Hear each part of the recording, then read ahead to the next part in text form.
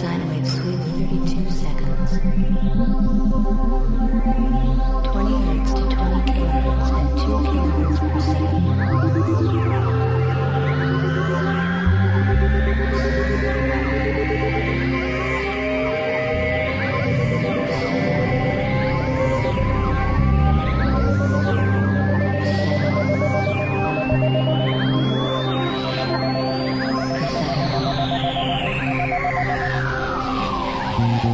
Anybody else feel like a little giggle when I mention my friend Dickus? What about you? Do you find it visible when I say the name Dickus? Dickus? He has a wife, you know. You know what she's called? Incontinentia. Incontinentia bucket. Stop! What is all this? I've had enough of this rowdy, rebel, giggling behavior. Silence! Audience guard! Seize him!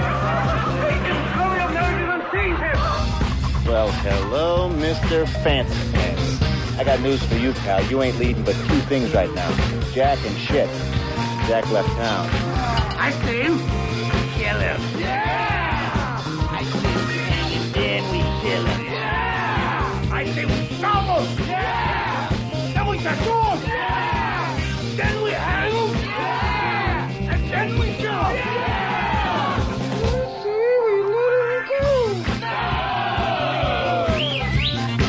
Gentlemen, you can't fight in here. This is the war room. I remember you, you know. I always liked you. Well, I always liked you. I always liked you so much. Wait, should we get together another time? No, I'm sorry. I thought we'd have a really terrific time. Okay, Mike. You were such a super lady. I'm a risk taker. I'm growing an entire crop of marijuana plants in my parents' backyard. I think that shows a little bit. You're growing an entire crop of marijuana in your backyard? You're hypocrites! All of you! You got a problem with what I'm saying, Larry? Untie your tongue and you come out here and talk, huh? Am I upsetting you, princess? Jesus hits on me one more time, I'm fucking out of here.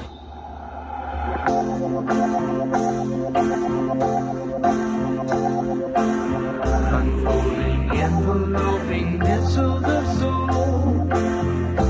Recall senses sadly. Mirage like, softer like lanterns below. To light the way gladly.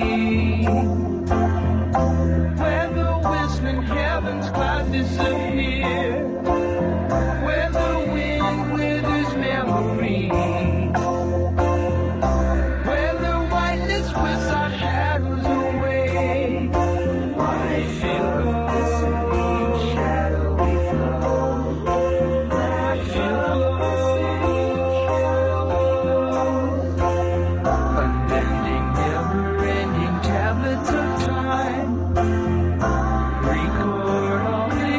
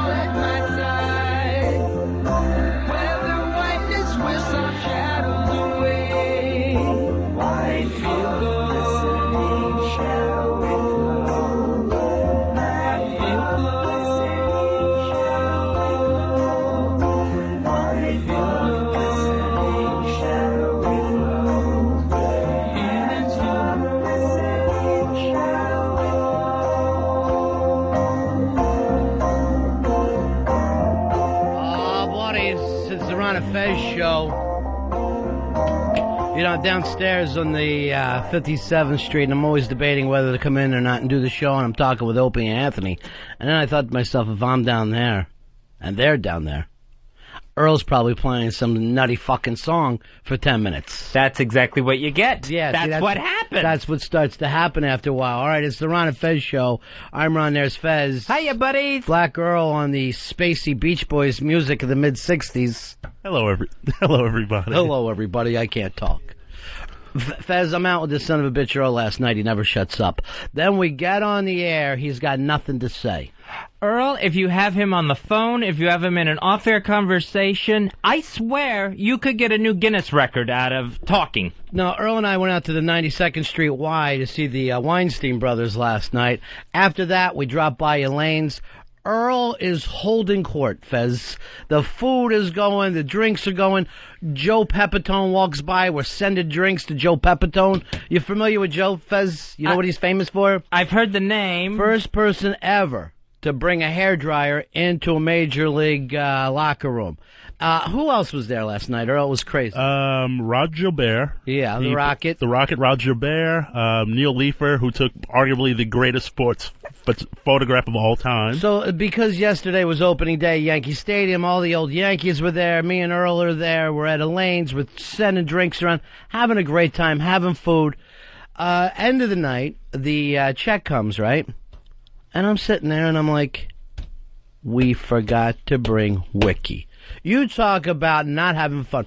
When a check gets there at the end of the night, which I call Wiki time, where he reaches over and picks it up, that makes it a perfect night. When he's not there, guess what, Fez? What? We have to pay. Oh, I hate that. Yeah, you talk about ruining a good time. So get a hold of him, Earl, and, work something out, because it doesn't seem fair to me. He has to come back to New York. I don't want this thing. He's got to take care of this. I hate the thought of this bill looming on my credit card, just laying out there. It's very annoying. You got to get this thing expensed, Earl, because the fun part about Wiki picking up the check is he doesn't even look at it when he's spending XM money. Yeah, that's the beauty of it. And then when it's our money, it's a whole different situation. And I think it was great. I mean, I'm sure he'd want to send drinks to Joe Pepitone's table. And do that. Joe, anything you want, you got. By the way, tell Joe Pepitone he finished second last night in the Joe Namath lookalike contest. Came in second. Not bad at all. That hair hasn't changed since 74. I know. I was like, he's still working the fucking blow dryer angle. All right, 866-RON-0-FEZ, 866-RON-0-FEZ. Fezzy, we should be doing this show from outside today. I know. Is there any way to get patio furniture and microphones downstairs? Because it's a gorgeous spring day in New York City. All right, 866-RON-0-FEZ. Fezzy, last night, American Idol. You were running the whole gamut there, picking people to be thrown off. Last night, who do you got? All right, after last night's performance of Queen songs... Now, you call it performance, I call it rape, but either way you look at it, it's fun for everybody.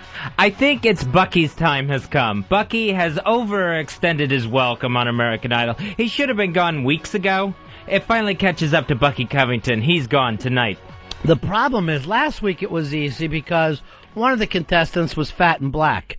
But this week, because Mandingo went home last week, right? Mandisa, yes. Yeah.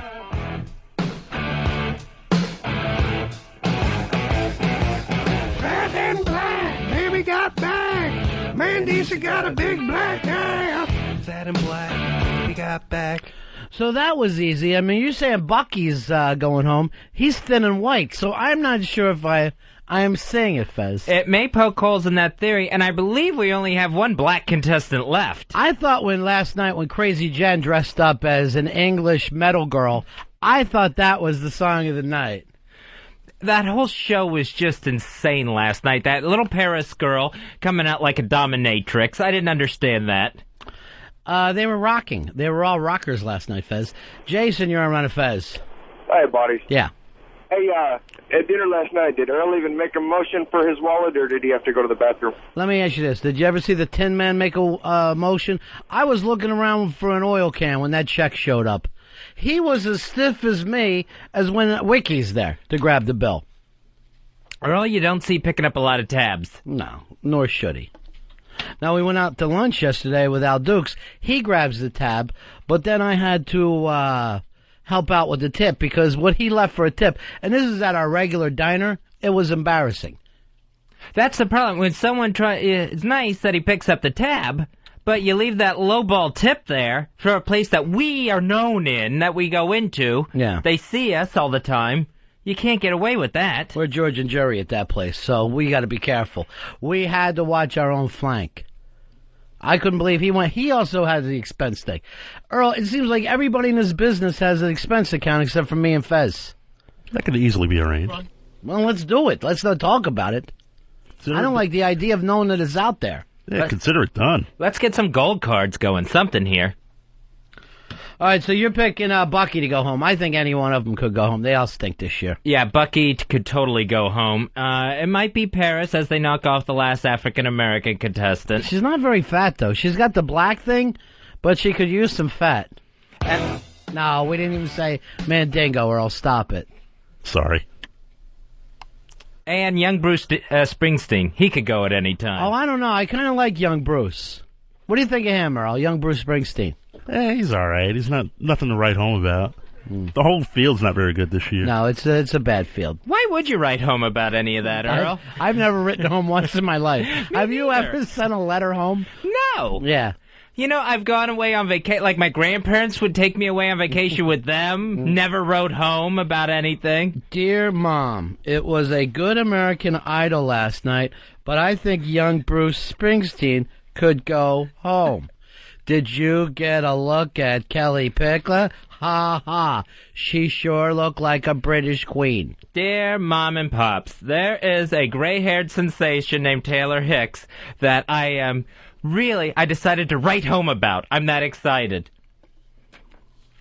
Yesterday, like you mentioned, opening day. It was also opening for the Yankees. Opening day for the Nationals. Dick Cheney throws out the first pitch there. Excellent. How far did he get it?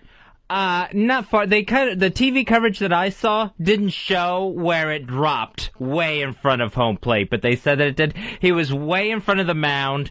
The catcher had to run up to scoop it up. Oh, man, he didn't even throw from the mound. Didn't throw from the mound, so Put on the rubber, Mr. Vice President. Even Bush can pull that off. This thing had to have gone maybe 3 feet. He knows he can't throw a fucking ball.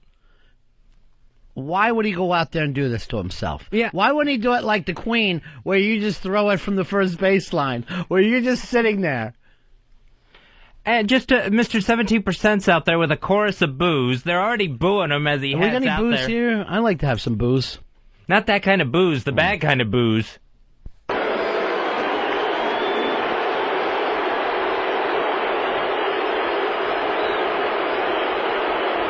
that can't feel good.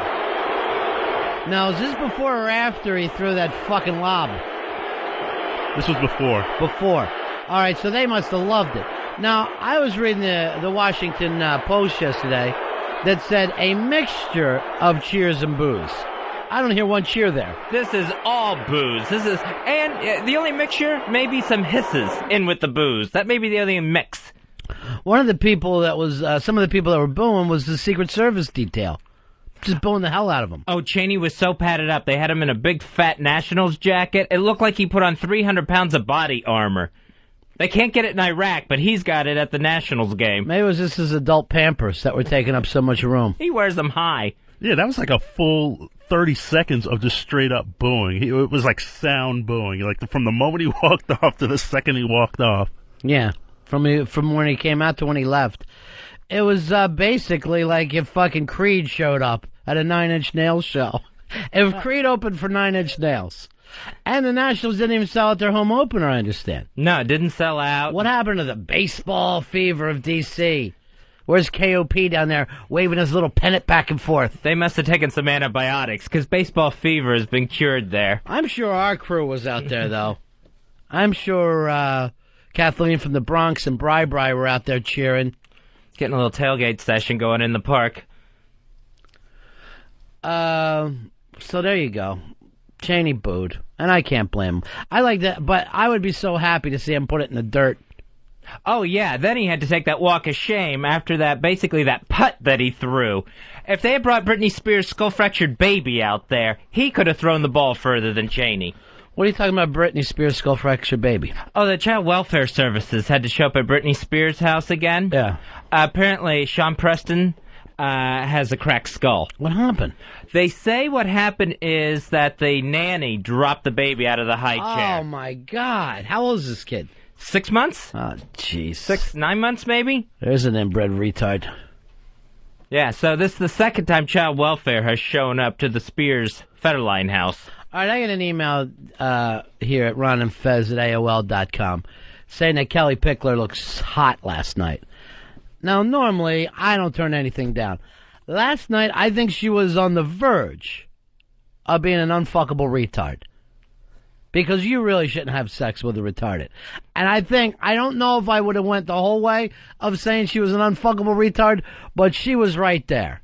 It just looked like costume day, where it's like, let's all try to dress up like Catwoman or something. It looked like water on the brain. And when a woman has water on the brain, I don't think you can do it with her. I don't think you can cross that line. It's almost like being a kid toucher. Just the sloshing sound alone. Now, I know in Jersey they like to bang them with a bat. I don't go for that, Earl. I don't like the whole idea of it. Earl, what do you think? Awful. Would you have sex with a retard? No, never. Not at all. Girl. Retard girl. Let me talk to the only other guy here. Let me go to Dave. Dave, is there a line that you cross? Not really. I mean, if she's a thin retard, I can't have the big fat retard because usually they have body odor. So yours is more of a weight thing. Yeah, the fat retards usually have bad body odor. All right, so Kelly Pickler in the fucking stupid English metal jacket. Yeah, I loved her last night. Still would, huh? Yeah, but she didn't even sing the middle part, the Mamma Mia. That's the best part of the song. Queen never sang that in concert. They would dodge it or play a tape. Then the lights would come down. She got so clunky trying to come down those steps. She thought she was going to come marching down there into the crowd, all in your face and everything. And then, oh my gosh, she about fell down the steps, it looked like. All I thought in my head was unfuckable retard. And that might be, a harsh judgment. Maybe I'm wrong. I just paid off that tab at Elaine's. Maybe if she's the one who wins American Idol, that could be the name of the first album. Here's Dan. Dan, you're on Ron and Fez. What's up, buddy? Hey, buddy. Hey, did you notice last night Chris Daughtry looked like a fucking clown with all that goddamn makeup he had on his face? What the hell is up with that? It was a Kiss tribute. He thought he was saluting Kiss. All the guys had that. Yeah. I hear Prince is backing out of his American Idol thing. He was supposed to come out and do American Idol with him, and now he doesn't want to. Yeah, the Prince night is so far off because Prince doesn't want to meet those kids. I don't blame him. There's an unfuckable retard that could win the whole damn thing. Here is Kristen. You're on Ron and Fez. Hi. Hi. I was just wanting to tell you that didn't you think she looked like she was like 60 years old with the lights that they had on her? She's 19. You saw all the wrinkles on her face. And the black eyeshadow they had on her. Oh, she looked disgusting. She looked like she was like when someone's parents think it's cute to dress the kid up like they're in Slayer and take him out trick-or-treating. Just doesn't make sense. It looked like they were doing Lita Ford night. That'd be wrong. They gotta wait until there's only 2 contestants left before there's any salute to Lita Ford. Unless you're gonna count the Runaway stuff. And then, yeah, by all means, open it up. Who are they saluting next week, if not Prince? I don't know who's up next week. I don't know. Ought to be Corky from Life Goes On. I know he had a band for a while. You're already dressing up like him. From the album Unfuckable Retard. Here's Bleacher Anthony. You're on Ron and Fez. Hey, guys, how about that red-cheeked asshole Ace? He's sitting there in the vignette. He's fighting with Brian May, telling him, I want to change your song. Brian May's... How many times did Brian May go, no, I'm not going to even fucking play for you? He hated those kids, but I guess it's good money for him. Yeah, I just hope Ace is gone this week. He's a faggot. And, hey, would you fuck Corky, Fez? Life goes on, Fezzy. Corky, if there was a way to get away with it, retards talk. No one believes them, though. I mean, if there's going to be a rape, no one's going to believe them. Because a lot of times, if you, even touch their bike or take their juice, they start yelling that they were raped. That's the thing. You got to work them into that frenzy, to the point of where no one can understand what they're saying whatsoever. You don't know. It could have been a murder. It could have just been they saw a puppy they wanted. Yeah, and then later, when it's time to testify, right before they go up, you say, unless you lie, I'm going to kill a bunny. They're going to do the right thing. They're going to do the right thing. Darcy, you're on Ron and Fez. Yeah, my favorite part was when the guy tried to kick the microphone stand and he missed. Did you see that part? I am getting so tired of people even saying that kid's got a good voice. That fucking sounded hideous. He does nothing. And I just, Simon always does that karaoke comment. It's dead on with that guy, because he is bar night singing. Howie, you're on Ron and Fez. Hey, how you doing, buddies? Yeah. Banged the crap out of Kelly Pickler last night. She had the dominatrix thing going on. She was hotter than hell, man. You want to be dominated by a woman? Oh, no, definitely not. But she just had that look going on where she could take it all. Any orifice. Can I tell you something? You know how you say you banged the crap out of her? Be ready for it to happen, because she seems the type to shit the bed while you're having sex. She just doesn't know any better.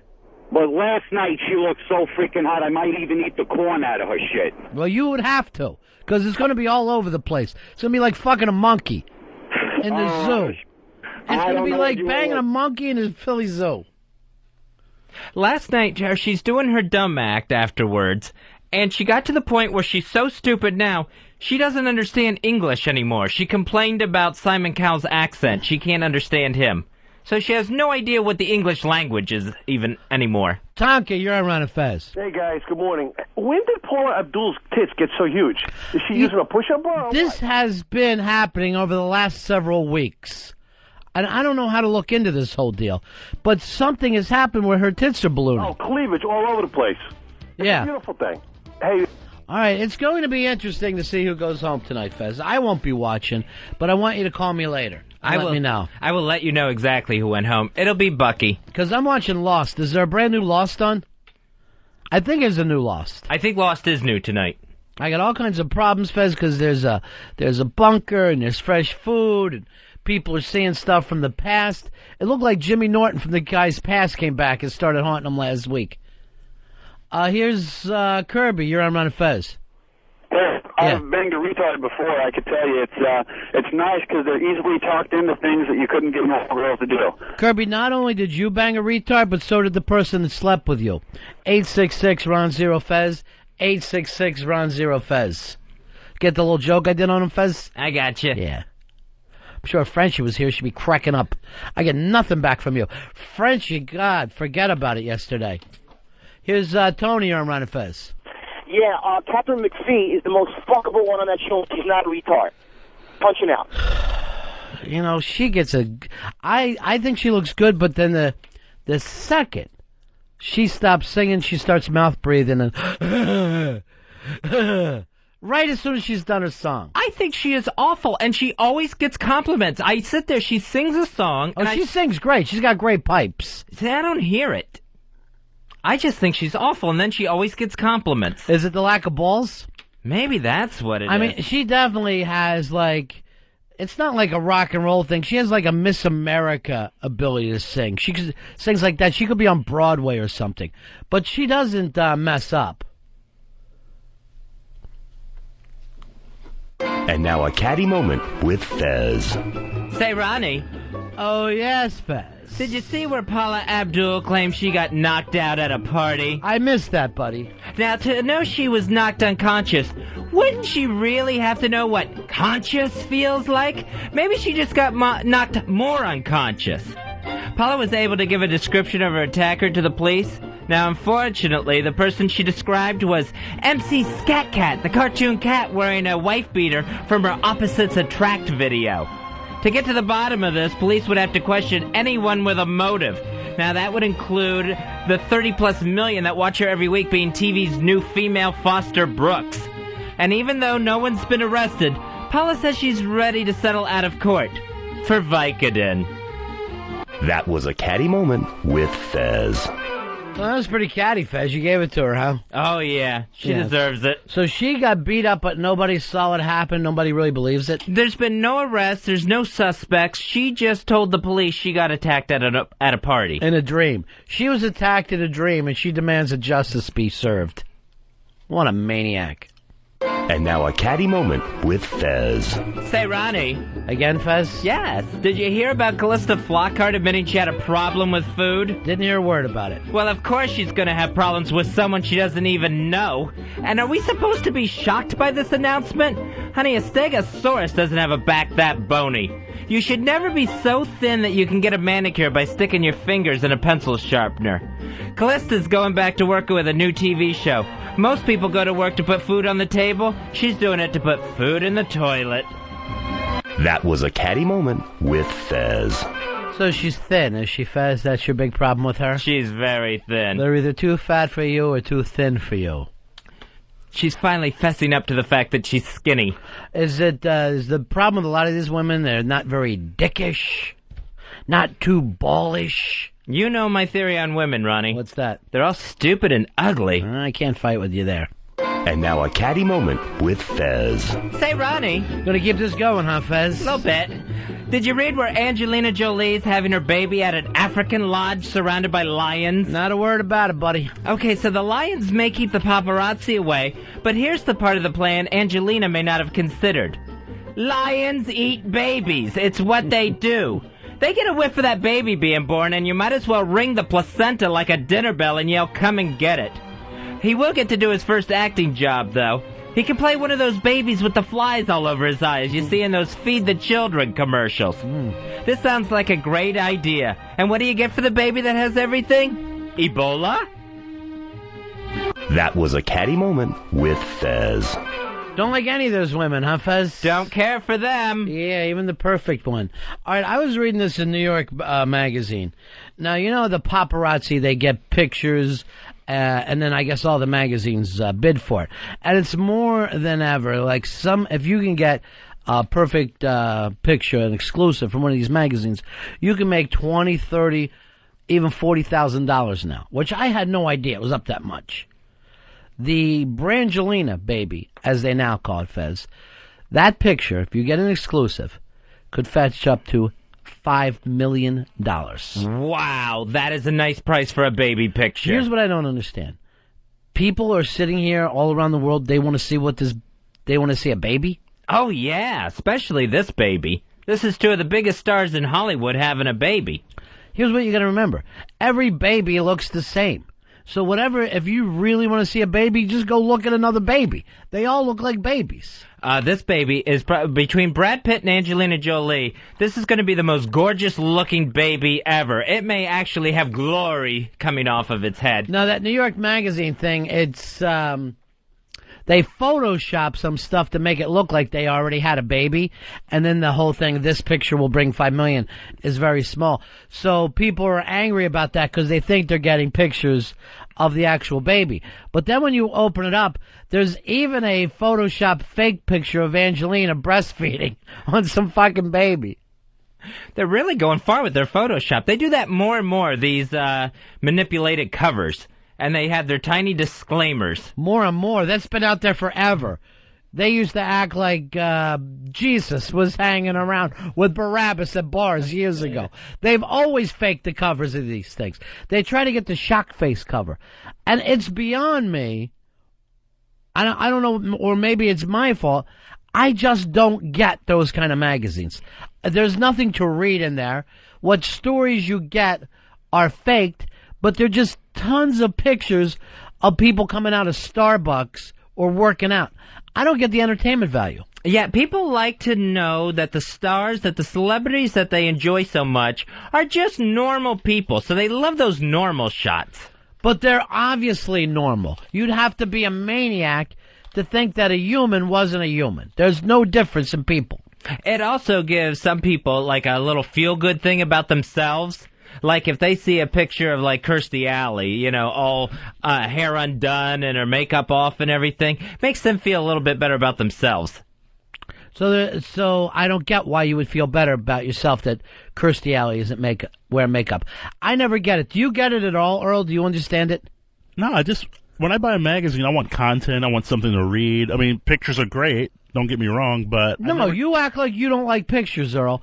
But if you even bought one of these magazines, I don't even know the name of them, like OK or something like that. OK, yeah. I see the covers on them.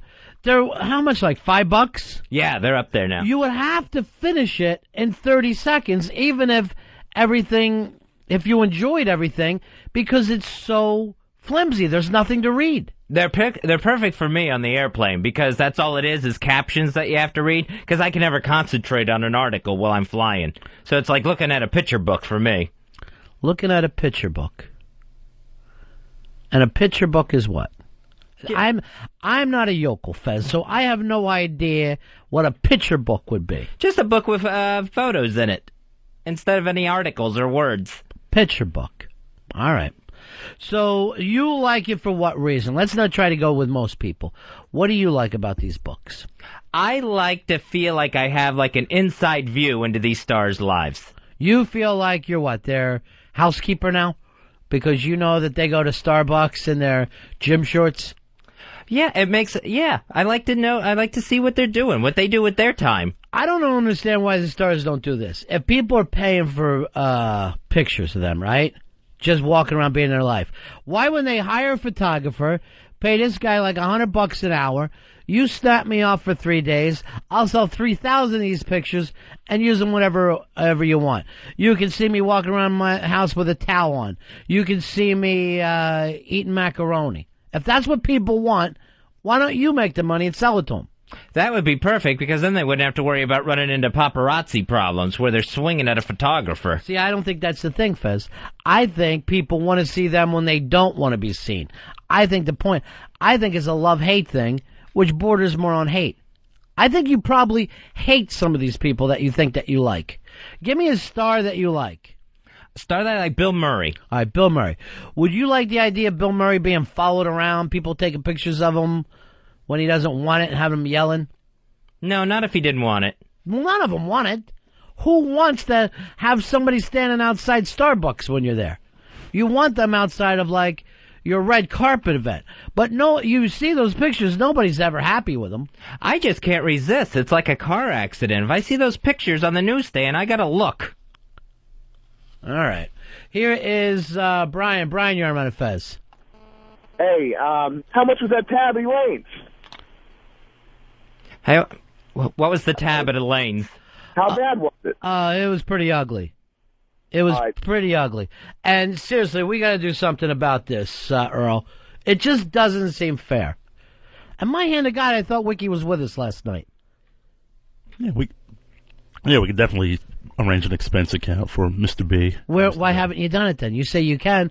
Why didn't you say, wait, let me take this, sign off on it, and I'll take care of it? Yes, I'm sorry, Ron. That tab was the price of a car, Fez. The price of a car. I must have been out of my mind last night. You visibly winced when you got the check. Then there's nothing to drive home in. Paul, you're on Fez.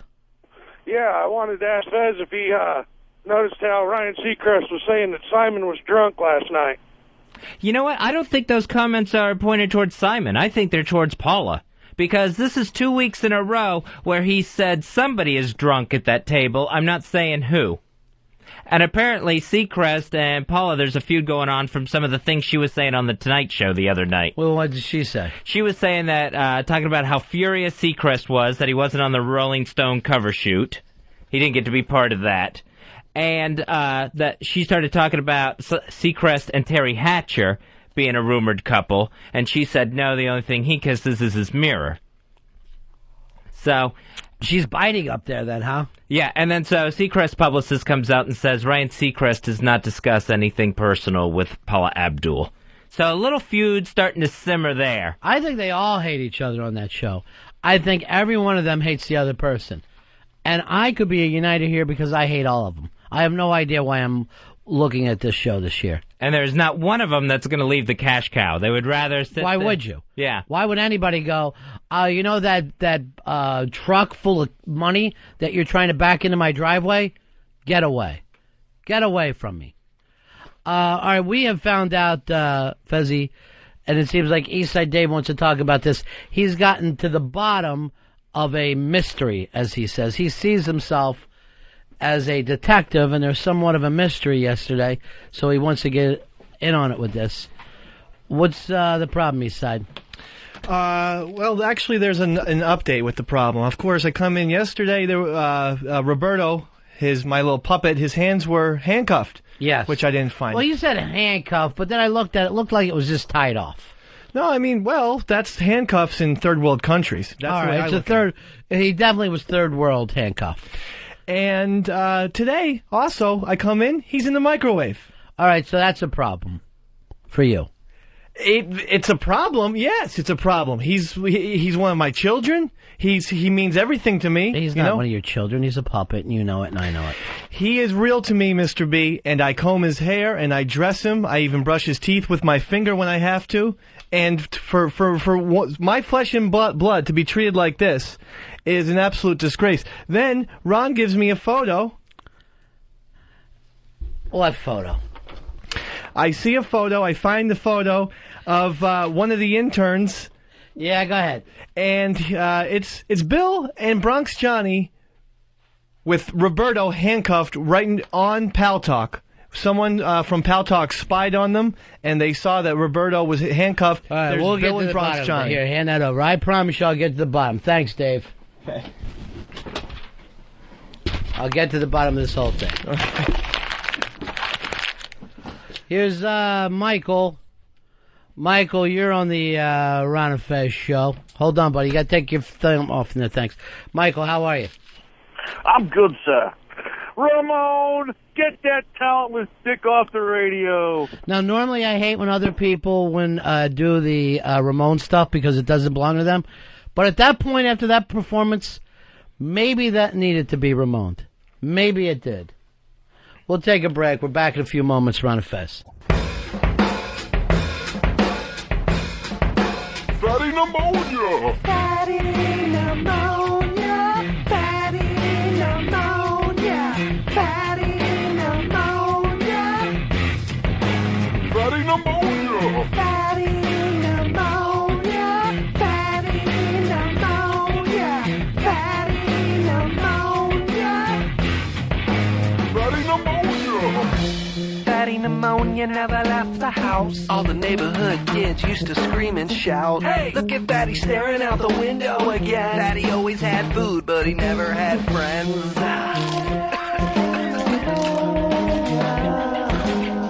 Mama never let him out. Mama never let him out. Mama never let him out. Mama never let him out. Mama never let him out. Mama never let him out. Mama never let him out. Mama never let him out. Mama never let him out. Mama never let him out. Mama never let him out. Mama never let him out. He was always too sick to go out and play. Fatty pneumonia. One day, Fatty made love to a cupcake. Fatty pneumonia.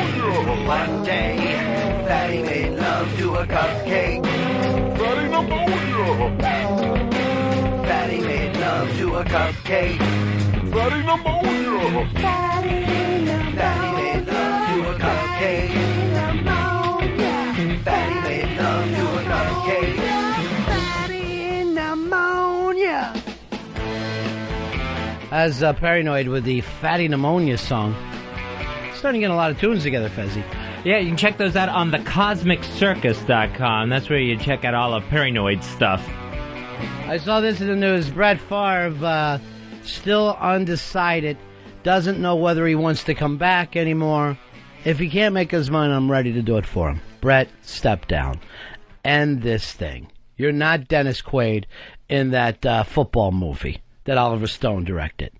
He set up a press conference, told everyone to be there, and then said, hey, if you're here for an announcement, you're wasting your time. You blew it.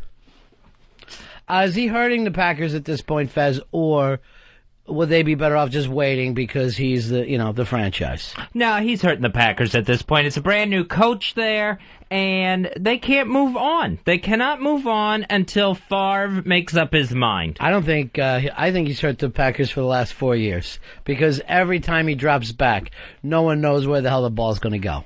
And it's so time to go too, because it's not like the Broncos where when John Elway left, all of a sudden they were a crappy team. This team, already crappy. People probably won't notice. I'll notice. It'll feel like a rebuild. Don't you hate it when the guys hang around too long? I mean, you can't say don't hang around because it's their career and their money. But sometimes people hang around too long. Yeah, and it's a young coach, and he's just gonna linger. It's gonna be like there's a bad smell, like moving into a house where a murder's been. You know who's hung around too long? Who? Me, I've hung around a few years too long. You haven't hung around too long. Trust me. You should have been there when I peaked. It was amazing. All right, Fezzy, so that's happening. With Star Wars Kid, he wins a lawsuit? Yeah, the Star Wars Kid, remember him from online. He had gone to his school in the video department there. Fat kid making a video of himself practicing his Jedi lightsaber skills. Kid's adorable.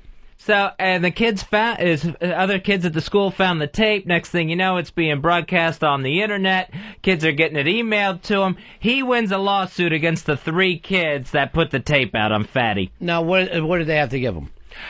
They said it was settled out of court. What his family was asking for, Star Wars Kid, was over $300,000. I guarantee you, this came down to an I'm sorry.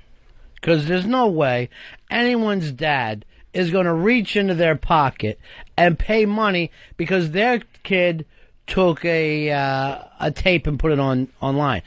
Basically, I would say this if I was judge. Thank God you weren't jacking off in that tape. That's the end of it. And I hit my gavel and off we'd go. The Star Wars Kid, he said he couldn't go to school anymore. He had to go get a private tutor because he couldn't make it down the hallway with people yelling Star Wars Kid. Kid, you're the one who had the lightsaber jumping around like a fat little hero. Deal with it. You know, some kids would love for everybody to notice them at school, would love to have a great nickname like Star Wars Kid. Why do you have to turn it into a negative? He was lucky to end up with Star Wars Kid, where I think the natural nickname really would have been Jabba the Hutt. I don't know whether it's an uncreative Quebec school. There was a kid in my neighborhood with the nickname Sucks Peters because he happened to be born with the last name Peters. He can't go anywhere. Now imagine how long it took him to meet fucking women with the nickname Sucks Peters. But that's what you deal with in life. Don't make a big deal out of it. You got some friends. They're accepting you for jumping around and fucking playing Let's Make-Believe at age 16. This kid could have been named the lightsaber jerk-off very easily. Very easily. Watch out, his parents will sue you. If someone makes fun of my children, I'll sue them. And this is coming from someone here who was known as Fatty Pneumonia. Yeah, it's a nickname. You're going to have to deal with it. There's nothing you can do. Stop acting like your parents can sue everybody. We had a kid at school, his name for years, I don't even know if I knew his real name. It was just Snot, because that kid constantly had some sort of booger hanging out of his nose, and just picked up the nickname Snot. You either blow your nose or you get nicknamed Snot. Either way, it's just the way to be. But there's plenty of people with nicknames that go on and do well. Star Wars Kid, you're lucky. What's going on, boys? Hey, buddy. Hey, I got some other names for that little fat Star Wars fatty. What about Obi-Flan Kenobi? See, that would hurt. Or Boba Fett? See, if they start calling him Boba Fett, yeah, then you start suing. You try to get out of there. But come on. Star Wars Kid. That's actually a compliment.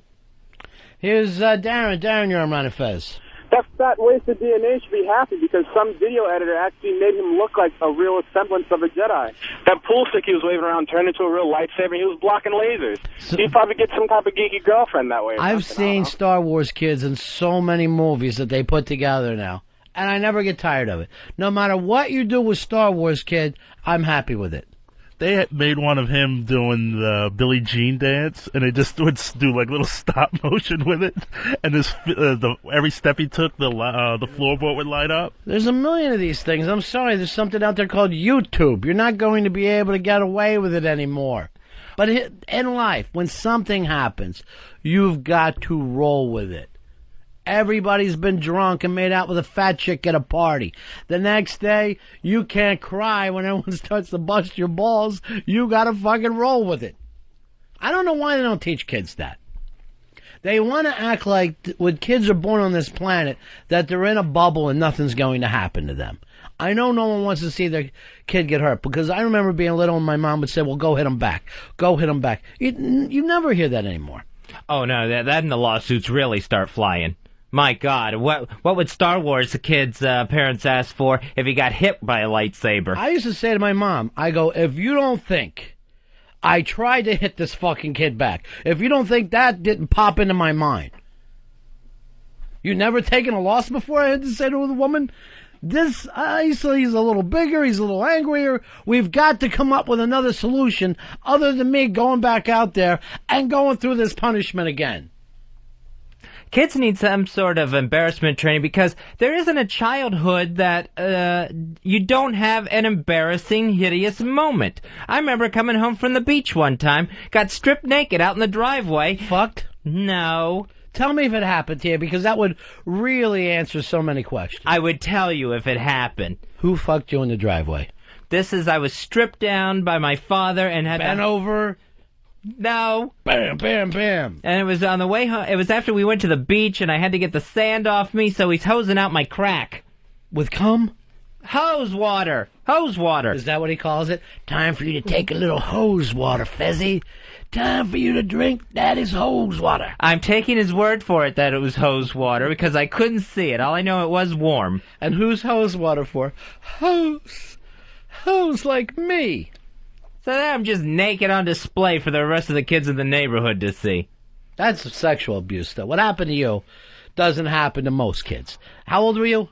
I think I was like 5. All right, at 5, most of us know how to clean ourselves off. Our dad don't have to take us out and hose us down like with a neighborhood elephant. It took a while, and one of those big brushes. Not that every neighborhood has an elephant, but in this case, I'm sorry, Fezzy, I had no idea that story. Oh, yeah, that's awful. So fatty pneumonia's out there getting hosed down in front of the neighborhood kids, who already don't like him, right? Yeah, they don't like me to begin with, and oh my gosh, standing room only to watch fatty pneumonia get hosed watered. Well, first of all, for most of those kids, the first time they saw a hard-on, they saw this little fat kid with a hard-on, and it looked like somebody was taking a hose to the letter Q.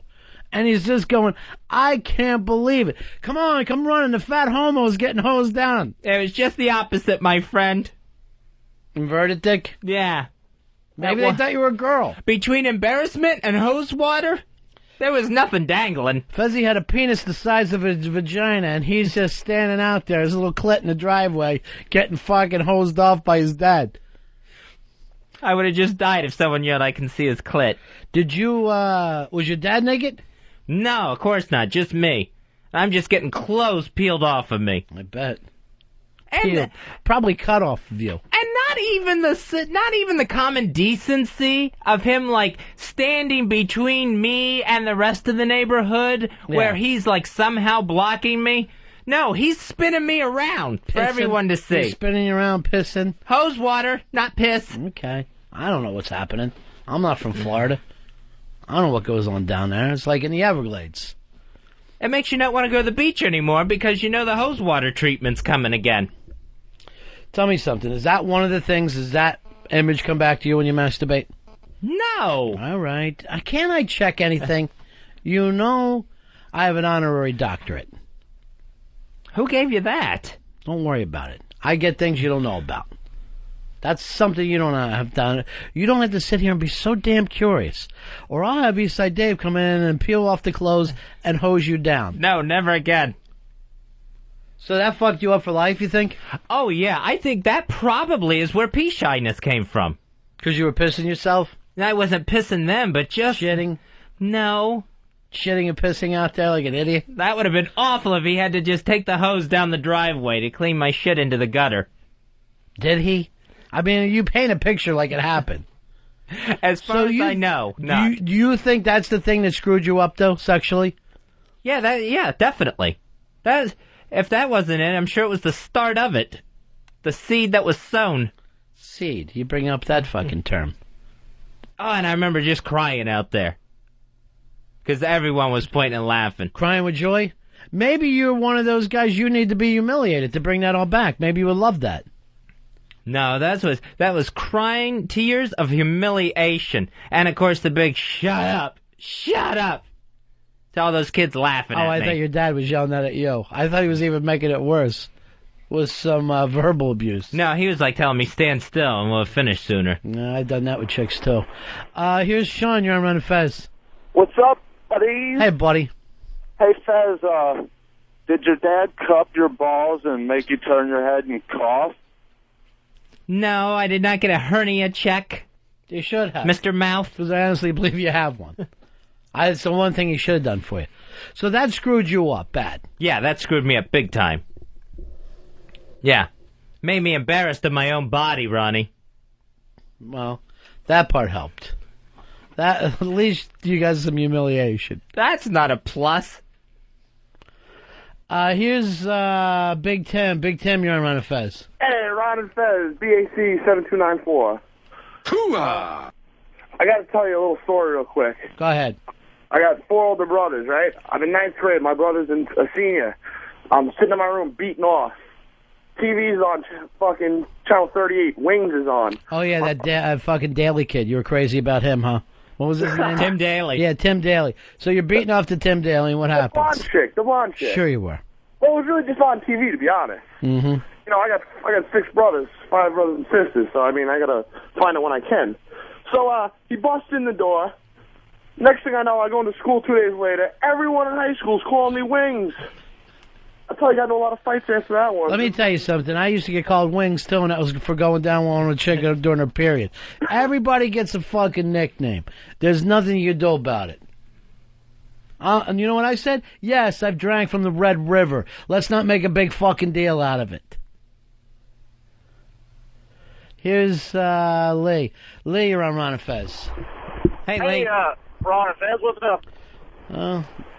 Earl's dick after hearing this Fez story today, I guess, when Fez was... You're saying no, Earl? It didn't even work for you at all? No, not at all. Not hearing about fatty pneumonia being hosed off naked at age 15 in his driveway? 5. Go ahead, Lee. Lee, what can we do for you? Hey, Fez, you said that hose water was warm. Well, if you let that garden hose run at all, that water that comes out of a garden hose is pretty damn cold. Yeah, you got pissed on. Yeah, you definitely... You got some piss and spunk on you, buddy. I think I got it right out of the spout. Oh. Hose water. Mm-hmm. And who drinks hose water? Hose. Dirty little hose. How many kids were gathered around you? It seemed like millions. I'm sure it was probably like 6. Now, was this in your driveway or a circus tent that this all took place?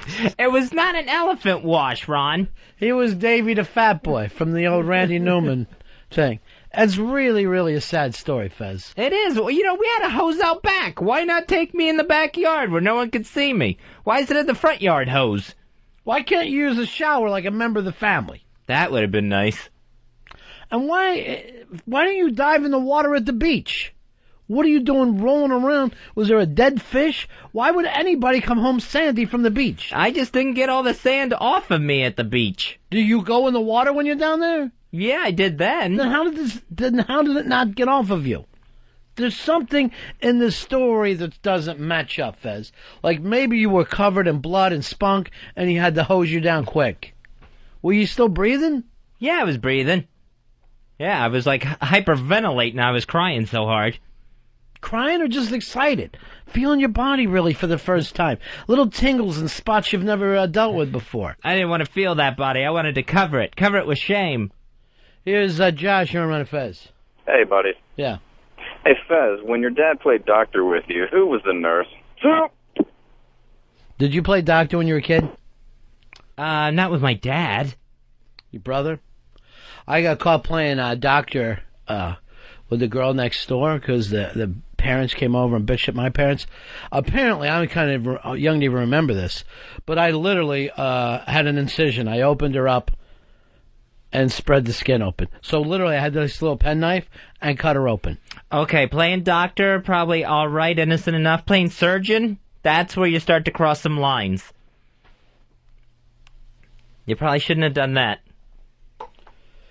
Yeah, well, I mean, you live and learn, Fuzzy. You can't make a big... It was more... When I played doctor, I was more doing an autopsy.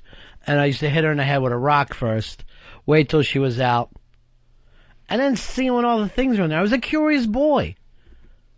Interesting, where you're the medical examiner and the killer, all in the same case. Here is Harry. Harry, you're on the Ron and Fez show. How you doing, guys? Yeah. Hey, Fezzy, when you got your hose water from Daddy, is that how you got the nickname Piss Bag? I wasn't aware I had the nickname Piss Bag, sir. I think you were nicknamed Piss Bag on this show for a while, weren't you? Yeah, probably. I can't remember how it happened. So anyway, this all started with the Star Wars kid, and then Fez tells us what you believe was the first time or one of the first times you were sexually abused.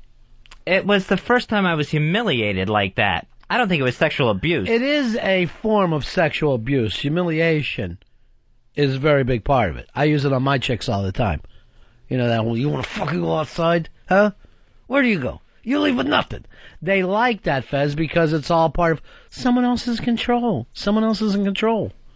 I bet right now if I had Eastside Dave come in here, start hosing you down, you'd be turned on by the whole story. I think I would be humiliated all over again and try to cover my shame. Yes, that's all part of the fun for you. That's part of the cycle. But I can't imagine being aroused.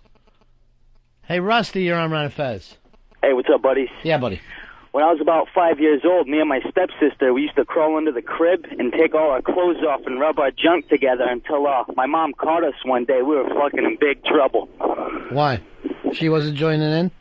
Well, I guess she thought we were too young to be trying to simulate have sex at the age of 5.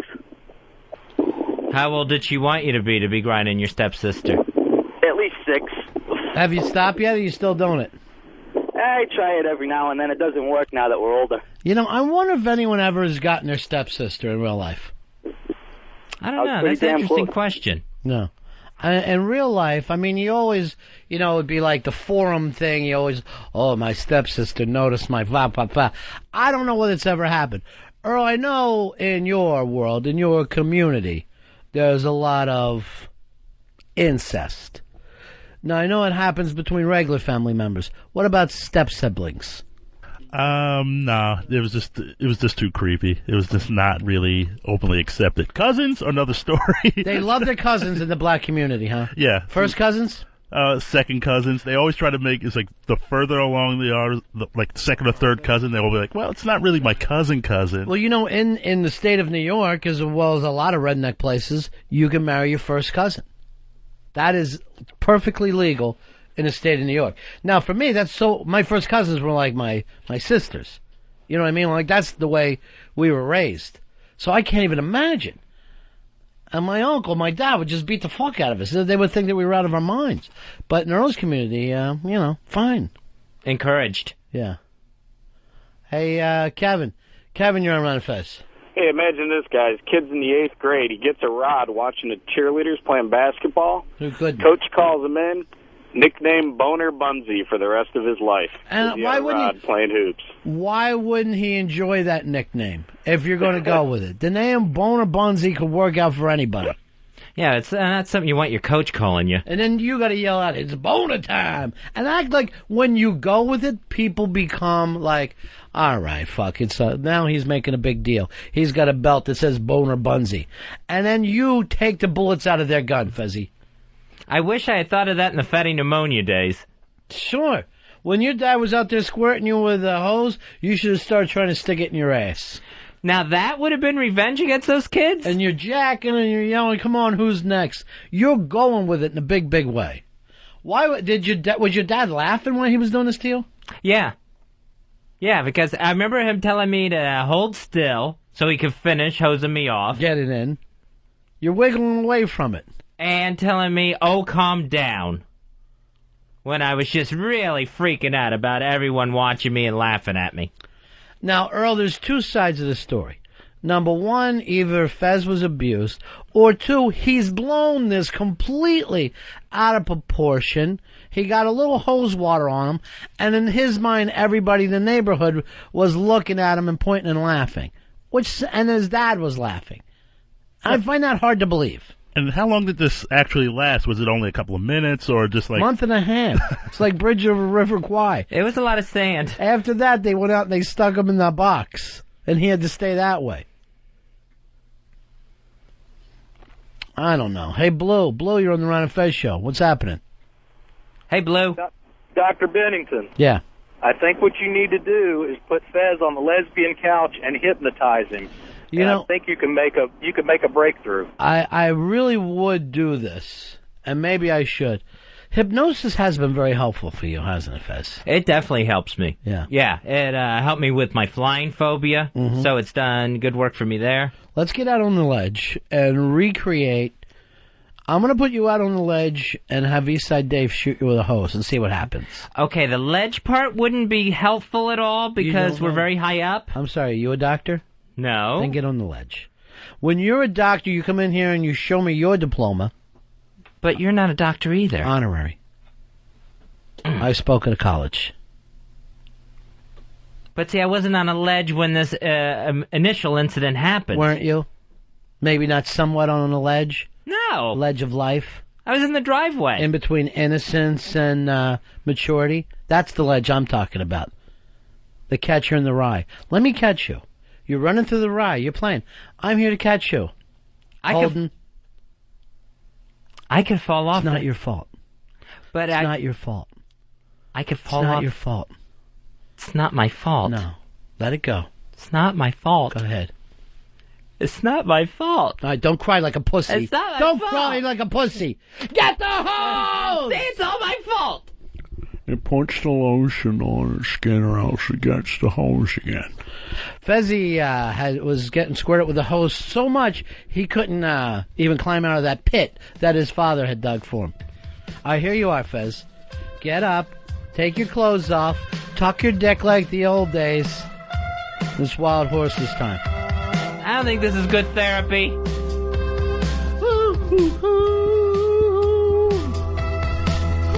Who's a dirty girl at the beach? What's that beach whale doing? It was as if my mother was a senator.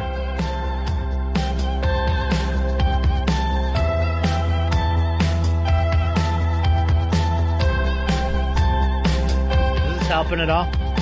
Nah, it creeped me out a little bit, really. You're getting water on me. You're not simulating hose water. Stop throwing water on me. You still hear the screams, Fezzy? The screams of a fat boy in his own driveway? Being hosed down by abusive daddy. I can still hear the water running. All things pass into the night. And I said, oh no, sir, I must say you're wrong. I must disagree. Were you a great big fat person? Yes, I was.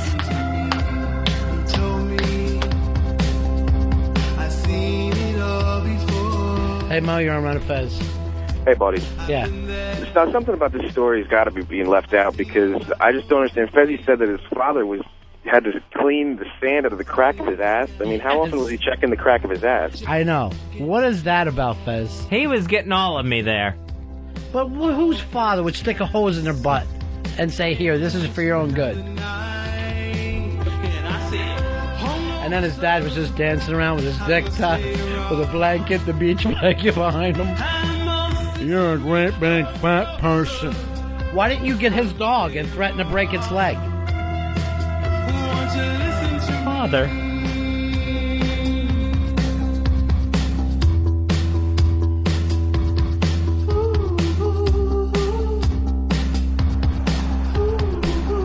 Gotta get that sand out of your eyes. Hey, John, you're on Ron and Fez. It's not my dad. Go ahead, John. Yeah, buddy. You're looking at this all the wrong. You have a making of a great one-man play or a movie on your hands. Yeah, I know. The molestation of fatty pneumonia. Yeah, it really, you should, Fezzy. Let's hope that's a working title and not actually something we're going with. Here's the thing that's really shocking about Fez. Your life is a horror tale, right? Sure. And yet, it's really not that bad. It's what you've turned it into.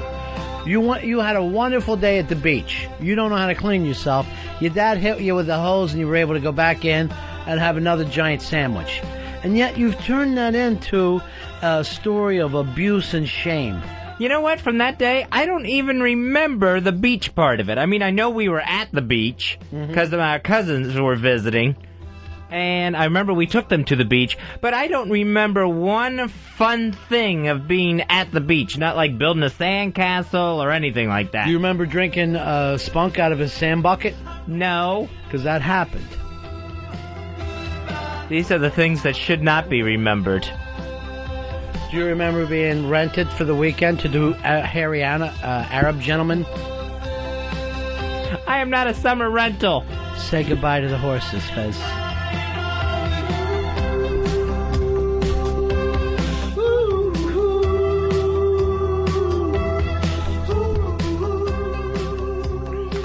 Here's Mike. Mike, you're on Ron and Fez. Hey, Mike. Hey, how's it going, guys? Good. Hey, Fez, when your father was washing off your ass, was his hands on your shoulders? I'm sure he was holding me at some point because I was trying to get away from him. Sure. Away from him? When you say him, do you mean the penis? I mean him, the person with the hose. And by getting away, do you mean running towards it with your mouth open and your butt... Like Fred Flintstone coming across that... I mean going into the house for dry clothes. For any sort of covering. Dry clothes? Do you mean hairy balls? No, I mean dry clothes. Couldn't put my bathing suit back on. It was all wet. Here's Nick. Nick, you're on Ron and Fez. 90097. Way to go. And I had a question for Fez. Are you about a size 14? You know, the weird thing is, since you've lost this heart attack weight, we really could cut a nice big slice out of your back. I'm going to work on you and Billy Staples and make a girl suit. I got a little excess skin right now where you could get some nice diamond shapes from me. Aren't you ever curious about what that girl's suit would have looked like if they would have let the guy finish? Yeah, and why was he cutting diamond shapes? Well, that's the pattern that you would have if you were actually a seamstress. Oh, okay. So I guess it makes it easier to put all together in one big... I guess it was going to be a coat, like a really nice long dinner coat. I would have liked to see what Buffalo Bill looked like in it on Project Runway. Hey, Jim, you're on Ron and Fez. I was wondering if Earl could maybe help Fez out with this, because I heard him and his family got blasted with a fire hose in the late 60s. Blasted with a fire hose... Earl's family used to treat that like it was a water park. They would only protest in the summer. See, that's what I don't understand, Earl. You guys said that you hated being shot with fire hoses, right? By the cops. Yes. But then when you got home, you would open up the hydrant and run through it. Because we can control the pressure on No, you things. can't. You can't control the pressure. They come bolting out of there. With the monkey wrench? Of course you can. Oh, it's just a wrench. Yes. Don't call it a monkey wrench. You're a human. You're not a missing link, girl. You're like us. Except for longer arms. That's it. Exactly the same as us, but longer arms. Bigger feet. And others. Let's face it. If what happened to you, it happened to Fez, happened with your dad at 5, you would have been dead. That's why you got to be happy about this. I'm always trying to tell you, Fez. Look on the bright side? Yes, you're done a tiny dick that he fucked you with. I shouldn't have to say this, but my dad did not fuck me. Now that's a statement I should not have to make on the XM satellite radio. I never heard another man say that. Seriously. But you told us the story. All right, tell us the story, and do not blow it out of proportion. Tell it exactly the way it happened, and I'm going to take notes. Okay. Went to the beach with my family. Wonderful. Nice. My cousins were visiting from out of state. Male cousins, female? Female. And that scared you, didn't it? Not at that point. Okay. Went to the beach. Don't remember exactly what we did at the beach. Could have been sex. Came home. Ew. I doubt if it was sex. You used the word came. Yes. Did you? No, I was 5. You still count at age 5. Got home. You couldn't at that age? No, not that I know was aware of. Never did. Hold on, faggot. What are you... I'm doing my own notes. I'm a doctor. I don't know if I agree with everything you're writing down. You don't even know what I'm writing down. I'm writing it down in Latin. I know, but I'd like to... Hamoski. So... Oh, that's Polish. Got home. Mm-hmm. Wasn't allowed inside the house because I was covered with sand still. Mm-hmm. Gritty, dirty. Right. Dirty and shameful. Just gritty and dirty. Don't put shameful down. Let me ask you this. Were you covered in sand or covered in sin? Sand. Sin. With an A and a D. I and an N. Go ahead. Was not allowed in the house, even though the other kids were allowed to go in the house and get cleaned up in the shower. But remember, the house is for what? People. So, okay. Right. So everyone else was allowed to go in and take a shower. Yes. The good kids. I'm a people. I should have been allowed in the house. My father said he had to hose me off. Did he say it's special time with Daddy? Special daddy-son time? I didn't get anything special out of it that I was aware of. It wasn't described to me in that way, Your Honor. Okay. You don't have to... Look, I'm not part of your dominatrix game. I'm a person. I'm your equal. You don't have to play it up to me. Earl, that guy's supposed to call at 12? It was pushed Canceled. Pushed back to 1 p.m. Why? Now, why wouldn't Fez and I know what's happening? I just found out. I'd say it's canceled. What do you think, Fezzy? Second the canceled. All right, go ahead, Fez. So, father turns on the hose. He's washing me off. No, turns on the hose. Yes. That meant he was naked too? No, he was still in his bathing suit, his cabana outfit, whatever it was he wore. Cabana outfit. He turned on the hose. Now, I'm not from down south. Turned on the hose means get a hard on. No, it means to turn on the hose, the garden hose. Get it nice and big and stiff. No, it's a regular hose. They have them like at Lowe's, at Target. They have them anywhere. These are other places you were fucked? No. Home Depot, it's just a regular hose that you would water the grass with. Watered your ass with? Okay. Grass. With a grr. Ass.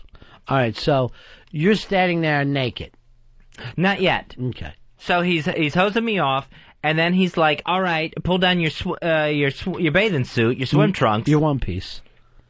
My bottoms, so he can hose off the rest of me. And I'm like, I don't want to. And he's like... At that point, did you start crying? I was on the verge at that point. Sure. Hadn't started crying yet. And on the verge was really your whole childhood, on the verge of crying. You were never more... you were so close. I was a curse word away. Yeah, a crossword. All right, hold on. Here's Pinchy. Pinchy, you're on Fez. Hello, Pinchy. Hey, Fez. Yes? Did anyone ever ask you to help them load a couch into a van? When you were trying to enjoy American Girl as you were driving down the road? That is my favorite song. Is it really? Yeah. Why are you writing that down? Right, being fat person. So he told me to pull my bathing suit off so he could wash off the rest of me. Mm-hmm. I told him I didn't want to. He said, just hurry up and do it. This is the way I remember this. He's telling me to hurry up and no one will see. Right. So he's yanking the bathing suit down off of me. Is this the type of thing that took place inside? Did the parents help you shower? No. Okay. No.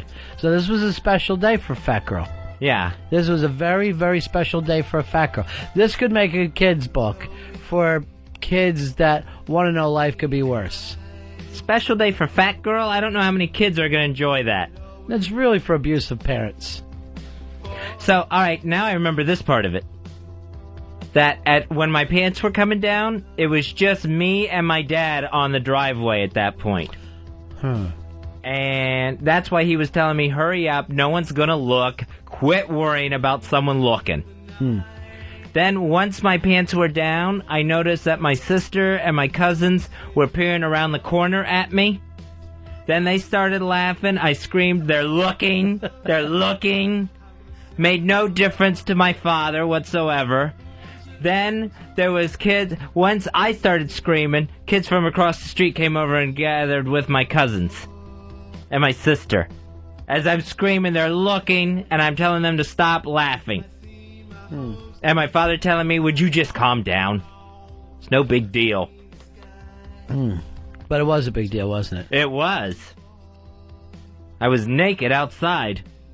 And what? Beyond naked, you were out of control. Yeah, I was embarrassed. And disrespected. Yeah, I was shamed. Your shame was exposed to the world. Everybody saw it. And I'm gonna fucking stop the comedy for a second and try to help you with this. Okay. You really want to do up? You've got to take control now, right? Right. You've got to, and you're probably not even going to want to do this, but it's something I feel like you need to do, and that means you're going to have to kill a kid now yourself, just to show that you're in control, that this is the pain that was given to you, and now you're going to give it back to the world. Earl, we got the van ready. I want Fez to make a drive after the show. Yeah, the van's out front. I don't see where killing a kid is going to help me. You're the bastard son of 10,000 maniacs, Fez. You did not make this up. You became the freak. You're the fucking poison. That's not your fault. Yeah, but it's not the kid's fault who I'm supposed to kill either. Isn't it? Andy, you're on Ron and Fez. Yeah, I remember Fez telling a story one time about how he ruined the day at the beach because they had to rush home. Oh, yeah, because you had to take a shit? Oh, yeah, that was another bad beach day. I never scored well at the beach. I think you're mixing the two together. I think you probably shit yourself on the way home, and that's why they had to hose you out. You know what? That's an interesting story, because once you told us you forced the entire family to pack up, leave the beach, go back to your house because you had to drop mud. Yeah, and I couldn't do it in a public bathroom or out in the Gulf of Mexico. And even now, are you still your bathroom shy? Oh, yeah. Do you want me to send Eastside Dave in with you while you take a dump and just let go? I would not even be able to physically pull that off. Pull it off of you? Instead of saying, I really want you to think about this. Yes. Were you covered in shit? And that's why your dad couldn't bring you inside. And that's why you had to hose you down.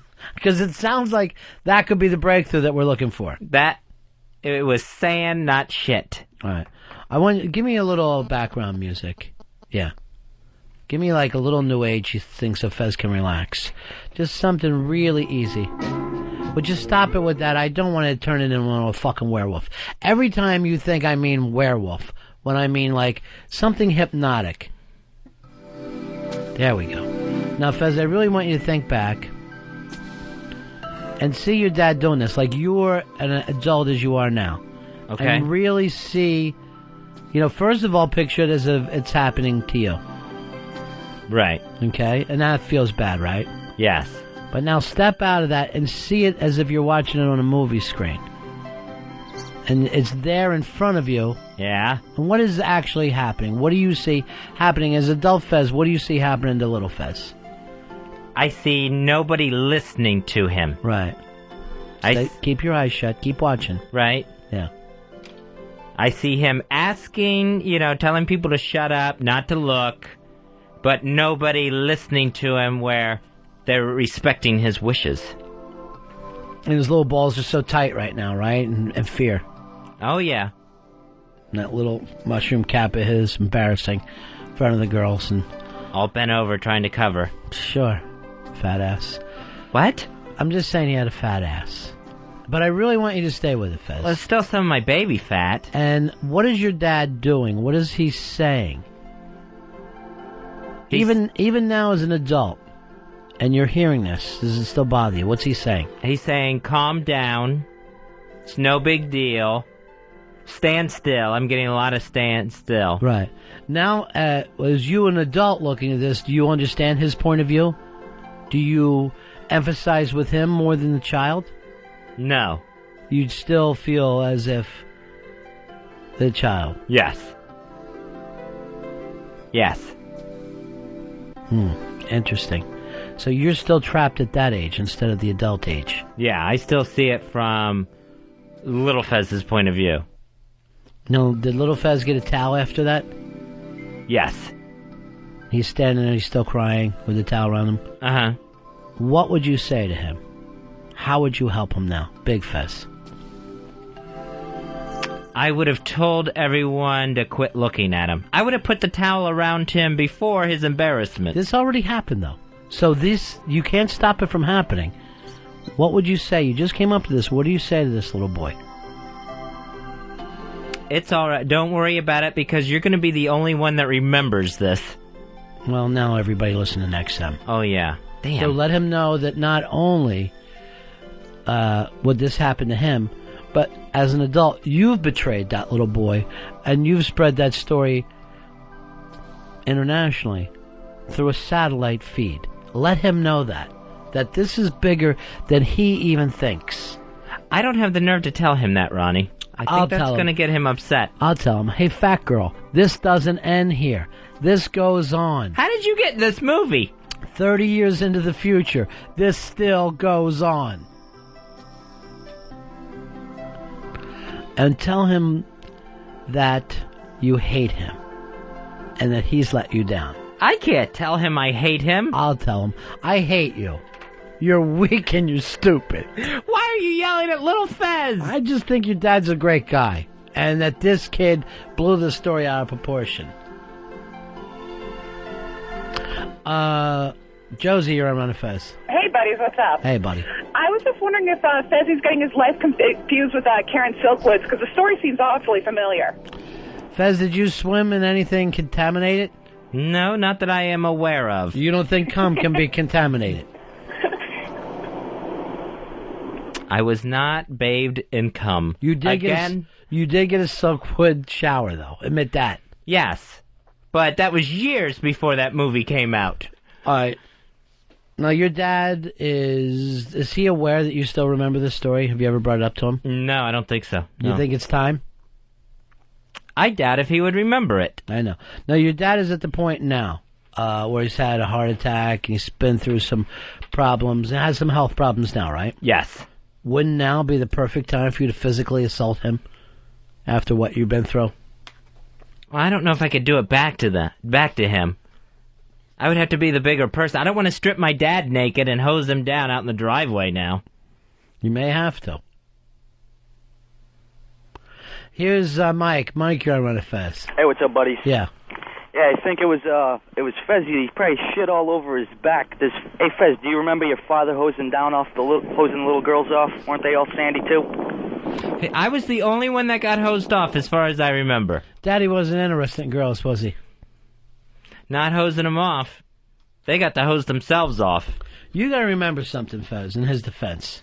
You had an ass like a fat little peach. I don't think many guys could let that go without just wanting to hose it off. I know you're trying to make me feel better. I mean, that was like a ripe peach that you had in your pants. And who isn't going to want him to do that? Johnny, you're on Ron and Fez. Hey, Johnny. Hey, buddies, how you guys doing? Good. Good. Fezzy, do you still have the phobia of going in public restrooms? Yeah, I don't like that. I'm pee shy, shit shy, whatever you want to call it. I have all the shies. Have you ever dropped mud in public? East Side, I want you to take him into the bathroom now and get him to drop mud. It's not going to happen. Why don't we do this? Let him just massage your butt with his knuckle. I don't think that's going to make me more conducive to crapping. That would make it actually worse. You want to try to do the pee shy thing with Dave? Dave, get the mic and be ready to take him in there. Okay. Kill your water, Fezzy. You want to get that through your system. You're all dried up. I'm all out. Yeah. I think that was the stuff you threw on me earlier. Mm-hmm. No, it wasn't that. That was weird. When you said I was throwing water at you, you couldn't have been more wrong. I was not. You weren't throwing stuff on me? Nope. Stan, you're on Ron and Fez. Hey, Fezzy, you said you were covered with sand with a A and a D. You sure it wasn't a D and the A? Punching out. Thanks. I was just spelling the word sand. Thank you very much. Interesting. All right, Dave, come on in here. Do you really think you can do this today, Fez? Because this could be your breakthrough. No, I don't think I can do this at all. Dave, would you be willing to go with him? Yeah, absolutely. I actually have to urinate myself right now. All right, the good thing there, Fez, is that he'll get started. And a lot of times it's very difficult to stop if you hear running water. I really have to go bad, and you can take a couple tips from how I do it. All right. So do you want to watch him first, Fez, or? I know how to pee. I just don't like to do it with other people around. How do you know? Your thing is you don't know how to do it with other people around. See, if you look up at the ceiling, you won't notice other people. You don't look around. That's why I'm saying I'll give you tips about peeing. He's looking down at him. I try not to look. If anyone else comes in the restroom, I actually close my eyes. I try not to make any eye contact whatsoever. Why? That way, in case someone's banging you, you don't know who it is? How about two stalls next to each other? This way... And holding the hands underneath. That's very uncomfortable. Or is it love? I don't have to go. Got the mic right here. Is it because it's Dave? I couldn't pee in front of anybody. Here's what I'm worried about. I know you kind of like Dave, right? He's your buddy. Sure. Are you worried if you tried to go in and use the restroom, you would get wood and not be able to do it? That's my biggest concern right now. That's my only concern. Let's face it. That you're going to get in there and be so excited that something besides pee is going to happen. I don't think I would have any excitement if any... Because I'm going to tell you, there'll be no living with this kid if he finds out he's your favorite so much that you spunk all over the bathroom. Am I right there, Earl? There will be no living with him. His ego will be so out of control. He'll be walking around like he's the Queen of Great Britain. I'm not going to feed his ego. Come on, Roomy. Ew. It may have just the opposite effect where... it comes on you. Where my urethra or whatever actually climbs back into my bladder. I don't know if that could happen. I don't know. I'm not the physicist that you seem to be with the body. A physicist isn't the right word. What am I looking for? Physiologist? Yeah, okay. Physician. Yeah. Not physician. Stop it, Dave. You fucking redheaded maniac. I don't know what he sees in you. What about this? You two go in there with the lights turn out. That's good. I like that. Right off the bat. You leave your pants outside. You both go in there with the lights turned out. That takes me back to the driveway. I'm separated from my pants. And your father. The driveway incident. And your father's love. Do you want Dave to play the part of your dad? Me be the giggling sister? What do you need, Fezzy? That's what we're trying to get to here today. I just need a restroom to myself. That's all it takes. What if you are at the urinal and I just stand way off by the door? Just by the door. I won't go next to you or anything like that, but as long as I'm in the restroom, it's called baby steps. I'm gonna subscribe something here, Fez. Prescribe something here. Are you familiar with the term glory hole? Yes. I may want you to urinate through one of those. Do not make this kid feel like he's liked more than he is, though. Because if you get carried away, Fez, I know this Dave, he'll fall in love with you. I won't. I will do my best not to give him or myself any satisfaction. Here's a question for you, Bill. Bill, you're on Ron and Fez. Hey, what's up, guys? Yeah.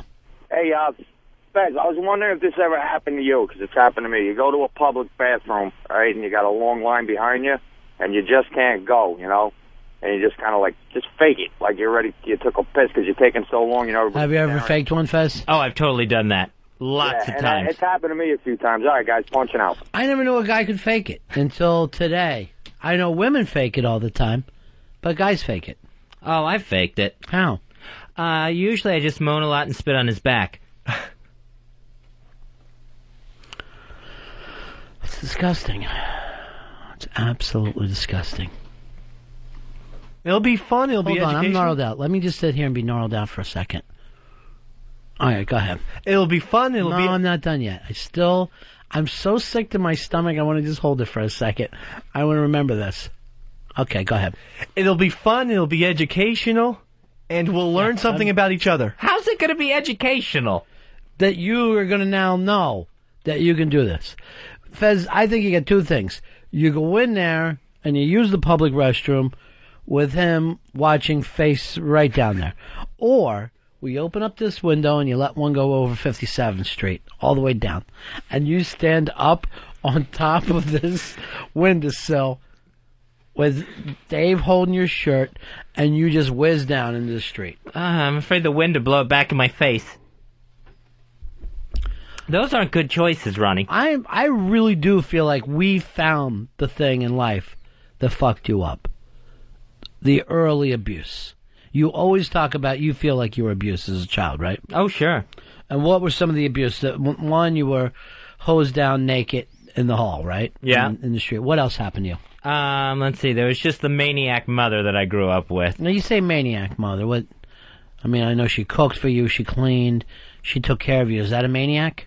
Not that part of it, but just a lot of non-stop screaming and getting smacked a lot of times when you didn't even know why. Some of the things she was screaming. I want you two naked bastards out of the driveway. Put your pants on, you two. She was all in favor. You're stealing my husband.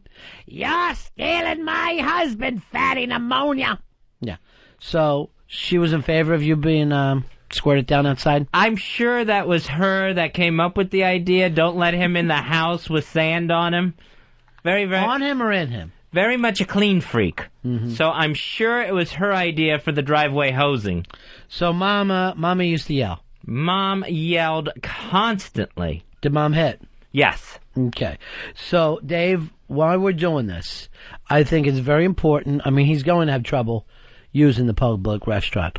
While he's doing it, I need you to yell and hit. Okay. I need you to yell and hit him. Slap him on the back? Everything. Okay. Pull hair, scream, yell, you're dirty, you've ruined our lives, you are late in life, baby, and we should be retired by now. I'm really looking forward to this. You shouldn't be looking so forward to playing the part of my mother. Fez, let me ask you something. So you had Dad who really didn't care about your feelings so much. You're taking a lot of notes there. Well, it's a book. At this point, and this is a working title, Fat Freak cries, gets abused, later has heart attack. I believe there's a connection between the two. Well, at least I know how it ends. Where was a place of safety for young Fez? Where could young Fez go to get out away from the abuse? Refrigerator? Yeah, snacking, sure. Snacking, and that was eating a frozen turkey. Yeah. What's your idea of having a snack? That somehow you swallowed a frozen turkey whole. It was one thing I was good at. Sure, like a boa constrictor. Unhinging your jaw, getting around a frozen turkey, and taking it straight down your gullet. Yeah, there wasn't many safe places. All right, so that's when you started to abuse yourself, really, when you think about it, through food. Yeah, when I just started, sometimes you couldn't quit eating. I mean, this heart attack that you had, and I'm going to put quotes up because I never really believe it happened. Yes, it was a heart attack. But that's because maybe you closed off your heart as a young person, right? No, cholesterol closed off my heart. Oh, well, yeah, through the frozen turkey. But that was your way of saying, I'm going to put up a block between me and the rest of the world. And I'm going to build a wall of food. A wall of food and shame. I didn't realize it was so connected. Today we're going to piss through that wall. And Dave, I need you to be, oh God, Dave, I need you to be here 100% for him. I will. Do you want me to hold it? Should I do that? I don't want you to hold it because that would feel... That's intrusive. Yeah, intrusive. So that's his words, not mine. I don't want you to hold it. I want you to take yours out and put it right next to him. Okay. I want you to line it up like you're building a log cabin. Just side to side. So you feel safe. You're not alone out there. You've got a wingman. Yeah, I don't think that seeing his red-headed dick next to mine is gonna make me feel any safer. Shred, you're on Ron and Fez. Ask Fezzy if his mom ever gave him an enema. She flipped a piece. Why is this funny, Shred? All right.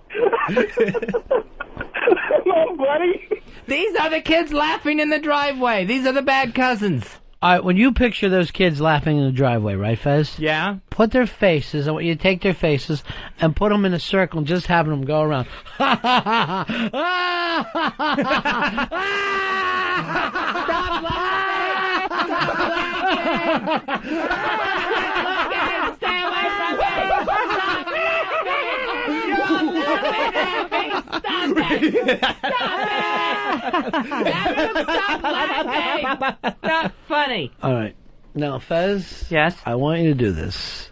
I think you're going to be able to do it. I got to note that Little John and Bill want to go into the bathroom with you, too. Why is there a parade now? It's not a parade.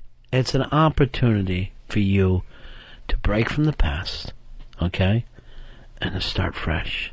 Start a new Fez. Piss entourage. Look at it like that. You're the star. We're your piss entourage. We're there for you. All right, out of the mouths of babes, Fez. Say that term again. Piss entourage, and we're here for you. And if this is the breakthrough, I'll write a book called Piss Entourage, where I'm going to teach pee-shy guys to take 3 or 4 of their best buddies in there with them. See, the more people that's in there, it seems like the worse it would be, because right now, I have trouble when it's 0. Mm-hmm. So taking it up to a piss entourage.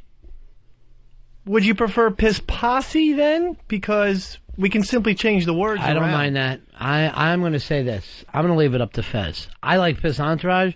If you want to go piss posse, go ahead and do it, Fez. I'm not stopping you. Semantics at this point. I'm not going to call it a piss posse. It's too close to pissy. Union of Piss? So where did you go, seriously? Did you have a person that you could go to?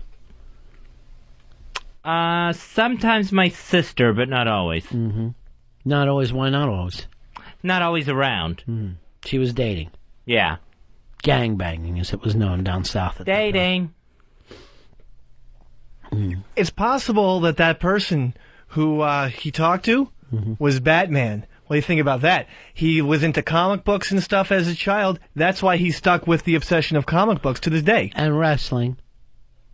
Sure, superheroes. Superheroes, somebody to save you, someone to lead you, a big brother, if you will. Someone to come running in and save the day. Yeah. You know, I could always wear a Batman mask or some kind of cape, and then, you know, be a part of the piss entourage. Try saying, I'm Batman, like in that, really. I'm Batman. That's good. Ready to piss, Fez? I'm Batman. Hey, look who it is. It's your entourage. I see Bronx Johnny is Bronx Johnny Drama. Now, last time he was part of a piss entourage, he slugged somebody. Whatever. These things happen. I think, Fez, you can get better, but you got to want it. And one of the things I see you doing, I see you complaining a lot, but I don't see you saying, I'm ready to shed my past and start fresh. I could shed my past, I just don't want people watching me piss. That's the only way you're going to shed your past, is to get out there like a regular guy and urinate in front of others. And really, your dad should have made you do it in the driveway that day, and we wouldn't even be having this conversation. Maybe peeing in a driveway is the first of many baby steps. I'm going to tell you something right now, and I know you don't read a lot of books and health books and all, but that stuff is a poison that you're holding inside you, and it will back up and shut down your heart. You might have piss in your heart. It took me, when I had the heart attack, it took me forever before I finally pissed in the hospital. Why? Well, they had me on that catheter thing, that piss bag they had hooked up to me. Mm-hmm.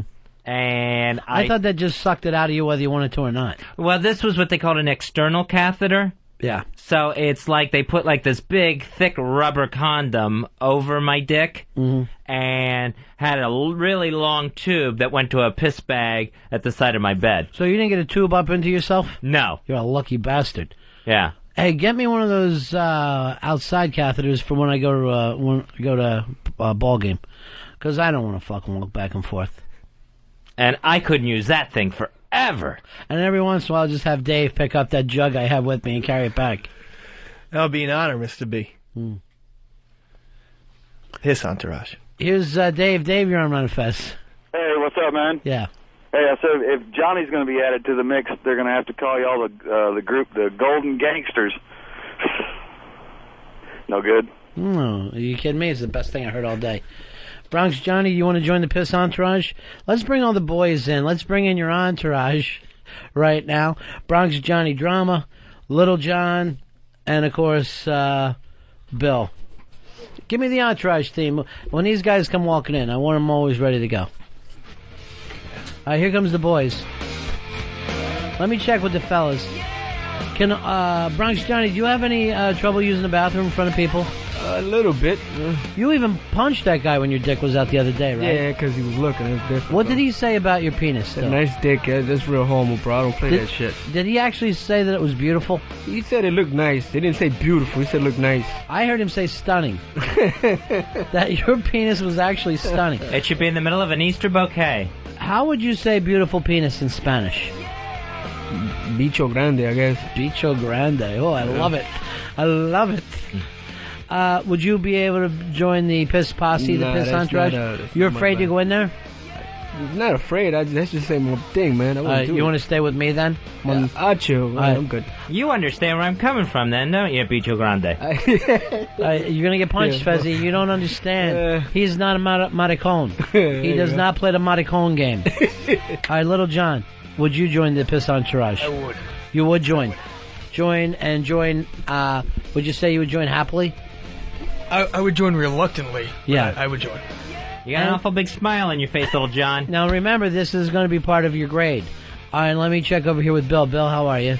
I'm doing good. How's it going? Bill, you are the one that was hurting Eastside's doll? No. I was showing it to Pal Talk for Eric. Okay. Who's behind destroying? Who put it in the microwave today? I don't fucking know. I guess either one of those two, the two Johns. Yeah. Don't like him. Now, I know that all you guys ran Harry out of here. Do you feel like Dave is Harry too? Little hair? No, he has thicker skin. He's sticking it out more. It's not letting it stick to him. All right, you're sticking it out more. Would you join the piss entourage? Yes. Actually, in fact, Saturday, I got a ticket for public urination. Nice, congratulations. So I'm already kind of... Fez, this guy's not even the entourage. This should be something you want to be. I would never, ever get this ticket. I'll never be charged with many things, but not this. Would you get caught peeing on a dead body? What happened? Shea Stadium. At Shea Stadium? Yeah, apparently one of the... this faraway parking lot, and 3 people went in the same spot and told me to go there because I had to go, and I walked around looking, so I just went, and a cop car pulled up right behind me. Were you drunk at the time? No, I was on my way, though, and I stopped that day. I was so pissed. You stopped drinking? Not or you stopped urinating? I urinated, and then about 4 hours later started drinking again. Okay. Now, when the cop pulled up, were you able to pull the stream back in? Well, I saw the cop, and I just decided to finish. I was like, I'm not going to let him stop me. I always take the thing of just acting like I'm doing something else. I'll be acting like I'm on a cell phone. You don't touch your dick when it's a public thing. You're acting like you're up to something, because people will only look if they see you looking down and holding. But you can walk straight down Broadway. If you got your dick out, you're just pissing. Which, believe me, Fez, you're going to be able to get there one day. Oh, I'll never get to Broadway. I want you to stick with this kid. Bill actually called me right after he got pissed. After he got his ticket. I mean, why I was the first person he called, and he's like, Dave, what is this? There's no phone number. I'm not going to court for this fucking shit. Yeah, because I just want to pay a ticket and let it go, and it just summons. I mean, yeah, it's nothing. So later, when there's a warrant out, you get pulled over for speeding, and then suddenly you find yourself cuffed and down in the tombs because you wouldn't pay off a $125 piss charge. And you know what? I mean, if you really want to do something about this, go down and fight it. Yeah. Say that you have a kidney infection. What are you supposed to do? Piss your pants like an animal? Yeah, I hear that's a good excuse to use. You know, this is what aggravates me, Fez. We live in a society, okay, where a dog can piss outside. A dog can shit outside, but this kid can't. He's supposed to hold it. How is that fair? It's not. Why are people offended every time they see a dog piss? I guess we're used to seeing dog dicks. Well, get used to this. Get used to him. You can teach dogs to take care of blind people. I mean, that's a really good point. They really should be potty trained by now. I mean, what's so hard of, getting a dog to use the bathroom? It can't be too hard. You're taking a different direction. I say let Bill piss outside. Oh. You're saying now, because of that, you want all dogs lined up. You want me to go into a urinal with a long line and be behind a fucking Great Dane, because I got news for you, I'm buttoned. I am not fucking getting behind a dog. Just domesticated animals. I'm not saying wild animals, but sure, dogs and You're cats. not going to make a buffalo piss. They can do it wherever it wherever they want to do it. That'd take forever. Where the buffalo roam, as the saying goes. But a dog, no. Come on. That's an interesting thing he come up with, Fez. Think of how many species are okay with the fact that they can urinate in public, right? Right. You must be finishing last almost on the whole planet on being able to pee in public. Maybe I'm up on the evolutionary scale. Do you ever say this to yourself, maybe I shouldn't go to that thing, I might have to use a bathroom? Yes, I've done that before. What have you missed out on? Super Bowl. He did not go to the Super Bowl on the off chance he might have to take a piss. Yeah, I know, like in high school I didn't go to a concert or something. What concert, do you remember? I think it was the Cars. God, how old are you? Cars haven't even toured since 81. How old are you? You must be a million. No, I'm human age, thank you. He could have seen Rudy Valley one time. But I had to piss. Here's Murray. Murray, you're on Ron and Fez. How are you, buddy? Hey, Murray. Fridays. Hey, buddy. Is there any way do you have to get beat into the gang, or do you, instead of getting beat in, you get, like, beat on, or something like that? Yeah, they pee on each other's sneakers, and then, for 13 seconds. Yes. Like the MC, what's the name of the gang? MS-13. Yeah, come on, bro. Respect. Peace entourage in the house, Fez. All right, let me check back with Johnny, too. Give us an update on that D12 thing. What did you find out? What are you hearing in the streets? Nothing much, man. Like, they not really showing him too much love. Like, I thought that on some of the stations they'd say something. They barely mentioned it, man. You thought that maybe school would be off today. And you thought today was the day the music died. Nah, but it kind of hurt because I was a fan and fucking Dave was in there joking about it yesterday and shit. Do you consider this, after D12, the day the bad music died? Oh, man. Does that hurt to even hear that? A little bit, yeah. It hurts a little bit. No. Here's what I want you to do. Go in there with Earl, pick out a D12 song, your favorite one. Play it into your headphones with no one else listening. That's our way. That's the tribute that I'm willing to show those guys. All right, now let me ask the Piss entourage something. Would you guys be willing to go for Fez in front of him so that he can get used to it? Or all at the same time? Definitely, yeah. Fez can watch. He can watch with binoculars, whatever. You want to do that, Fez, with binoculars? I don't want to see them piss. Microscope? You want to do 4 in a urinal? What about this? That's too many. You're all on top of each other's heads like a totem pole, and then everybody pisses together. It'll be like piss strobe lights. It'll be awesome. I do not think the answer to this is a piss pole where we turn into a 4-way fountain. I'm worried about your kidneys. I'm worried about a backup in your whole system, Fez. Right now, I don't even feel like I have to go. I feel bad you missed the cars. Who was going to drive you to a urinal tonight? That's what I worry about. I stayed home next to one. The cars. Jesus. They're torn right now. The cars are back. Yeah, but you see who's singing for him? It's not Rick Ocasek? No. Todd Rundgren. Oh, what? What do you do? Just read headlines? You don't fucking go into the article? I'm more of a picture book, as Fez was describing the other day. Picture? That was today, you idiot. Do you think every day he says the term picture book? And Benjamin Orr is dead, so you really don't even have the 2 main cars. Who? Benjamin Orr. Let's face it, there's only one main car. Ocasek. No one else but you could have picked Benjamin Orr's name out. That was up there with the D12 guy dying when he passed away. Bullshit. They got nothing. The day the music started to live. Alright, Fuzzy. What if we do this? We take a break. Alright. You go in and shit. What would you rather do? Shit in public or piss? Piss. There you go. So this is your idea. You got 3 cups of water for him? Now I get water. Why don't you do this? Kill all 3. Come on. Just think PE. This entourage. PE. That's making me drink shy. Never mind just piss shy. Why is that?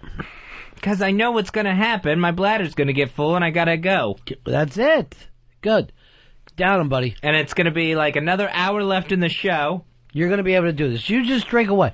Don't even talk to us right now. Plus time that I have to get home to my bathroom. Boys, you guys are doing something important today. Everybody, all of you should be proud except for, of course, Johnny. Johnny, you're the only one who should feel bad about yourself for not helping Fez. Sorry. The Spanish guys, you got a thing, right? You can't. It's just weird. I was walking into work today, following this mom and this little kid, and they were Spanish people. And the little kid threw some trash on the street. The mom stops, makes him pick it up, and she goes like this: "We are Latin. We are clean people." I can walk by. I go like this. What am I, an Anglo animal? I'm fucking throwing trash all over. She was right in his shit, though, man. We are Latin. We are clean people. She tied honor and everything. Honor's big with you folks, huh? Yeah. Everything's about honor, huh? Very proud. They're overly proud. They are overly fucking, proud. Oh, they're I thought proud Cubans. folks. You should have been proud Picho Grande night. You thought what, Bill? I thought Cubans were the ones that were overly proud. Well, aren't they all Cubans, really? Yeah, In I their guess way? they are. I guess when you really look at it. Yeah. Where this thing from? What are you? I'm Puerto Rican.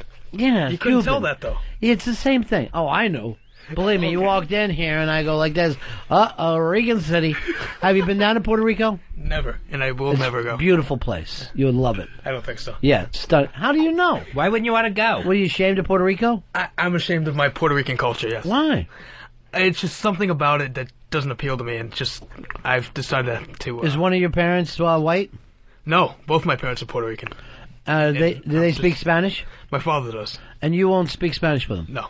Are either them from the island? My grandparents are, but not my direct parents. You don't like Rico Suave. That doesn't fucking work for you at all. No. Ricky Martin? You kind of look like him a little. Menuno? If you ever say that again, I will kill you. What is your problem with Puerto Ricans? I thought everybody liked Puerto I'm a Ricans. little ashamed of it, to be honest. Why? Except when it's like an application, but that's about it. That's the only time I'll be like, proud of it. Tell me why you're ashamed of your heritage. Because all the hubcaps they steal. Sure. I mean, there's going to be bad people and everything. I don't know. I'm not proud of it. It's a beautiful place. I went down there. I could live there in a heartbeat. And the people are fantastic. Fantastic people. I had the best time in Puerto Rico. Went out to a ball game down there. They get so crazy about baseball. And you're going to love this. Jack and Cokes at the ball game. Oh, my God. I'm sitting there at the ball game having Jack and Coke. The water beautiful. The island gorgeous. It's a fantastic place. That sounds like heaven on earth. It really, I'm telling you, the women were unbelievably beautiful. You should never be ashamed of your heritage either, too. I don't understand where that comes from. Jack and Cokes. Huh? Jack and Cokes at a ball game. They love baseball 10 times more than we do in the States. Everybody had flags. There were like two towns against from each other. There were cheers going on. It was like one of the greatest times of my life. That's why the Nationals should have went there and not to... Definitely they should have went there instead of Northern Virginia. Maybe the Piss Entourage can move there. I'm getting bored with the fact that the Piss Entourage is overly proud. Well, I'm in the Piss Collective. I understand. So specific. PC. All right. So you got ashamed of being Puerto Rican at what age? I'd probably say 10. I never even heard of anybody ashamed of their heritage before. Even Fez, you're a Canadian, right? Yeah. You're not ashamed, are you? I'm not ashamed of that whatsoever. You're ashamed of what happened to you when you were a child, though. Oh, that was shameful. Mm-hmm. Full of I'd rather shame. be Canadian. What is your problem with Puerto Rico? You haven't even given me one excuse. I have no commonality with my culture. I just don't fit in with that. Did someone tease you about being Puerto Rican? No, not. It just seems it's like some self-hatred about it. I really can't pinpoint it, but I just feel Earl, like I do you don't understand this at all? This is crazy talk. Isn't this it? Is total crazy It's crazy. talk. And here's the thing. Master Poe, do you want to come in? Master Poe's got upset about this. Let's give him a mic here. But I'm telling you right now, unless you go there, you have no idea what a beautiful paradise this place is. Does this drive you crazy, Master Poe? What, are you kidding me? You're not proud of your heritage? Wait, hold on. Why? Because you just don't like being Puerto Rican? What part of it? It's more like I just feel I don't fit in. In regards to what? You don't know how to dance? You don't know how to sing? You don't know how to talk Spanish? I don't know how to talk Spanish.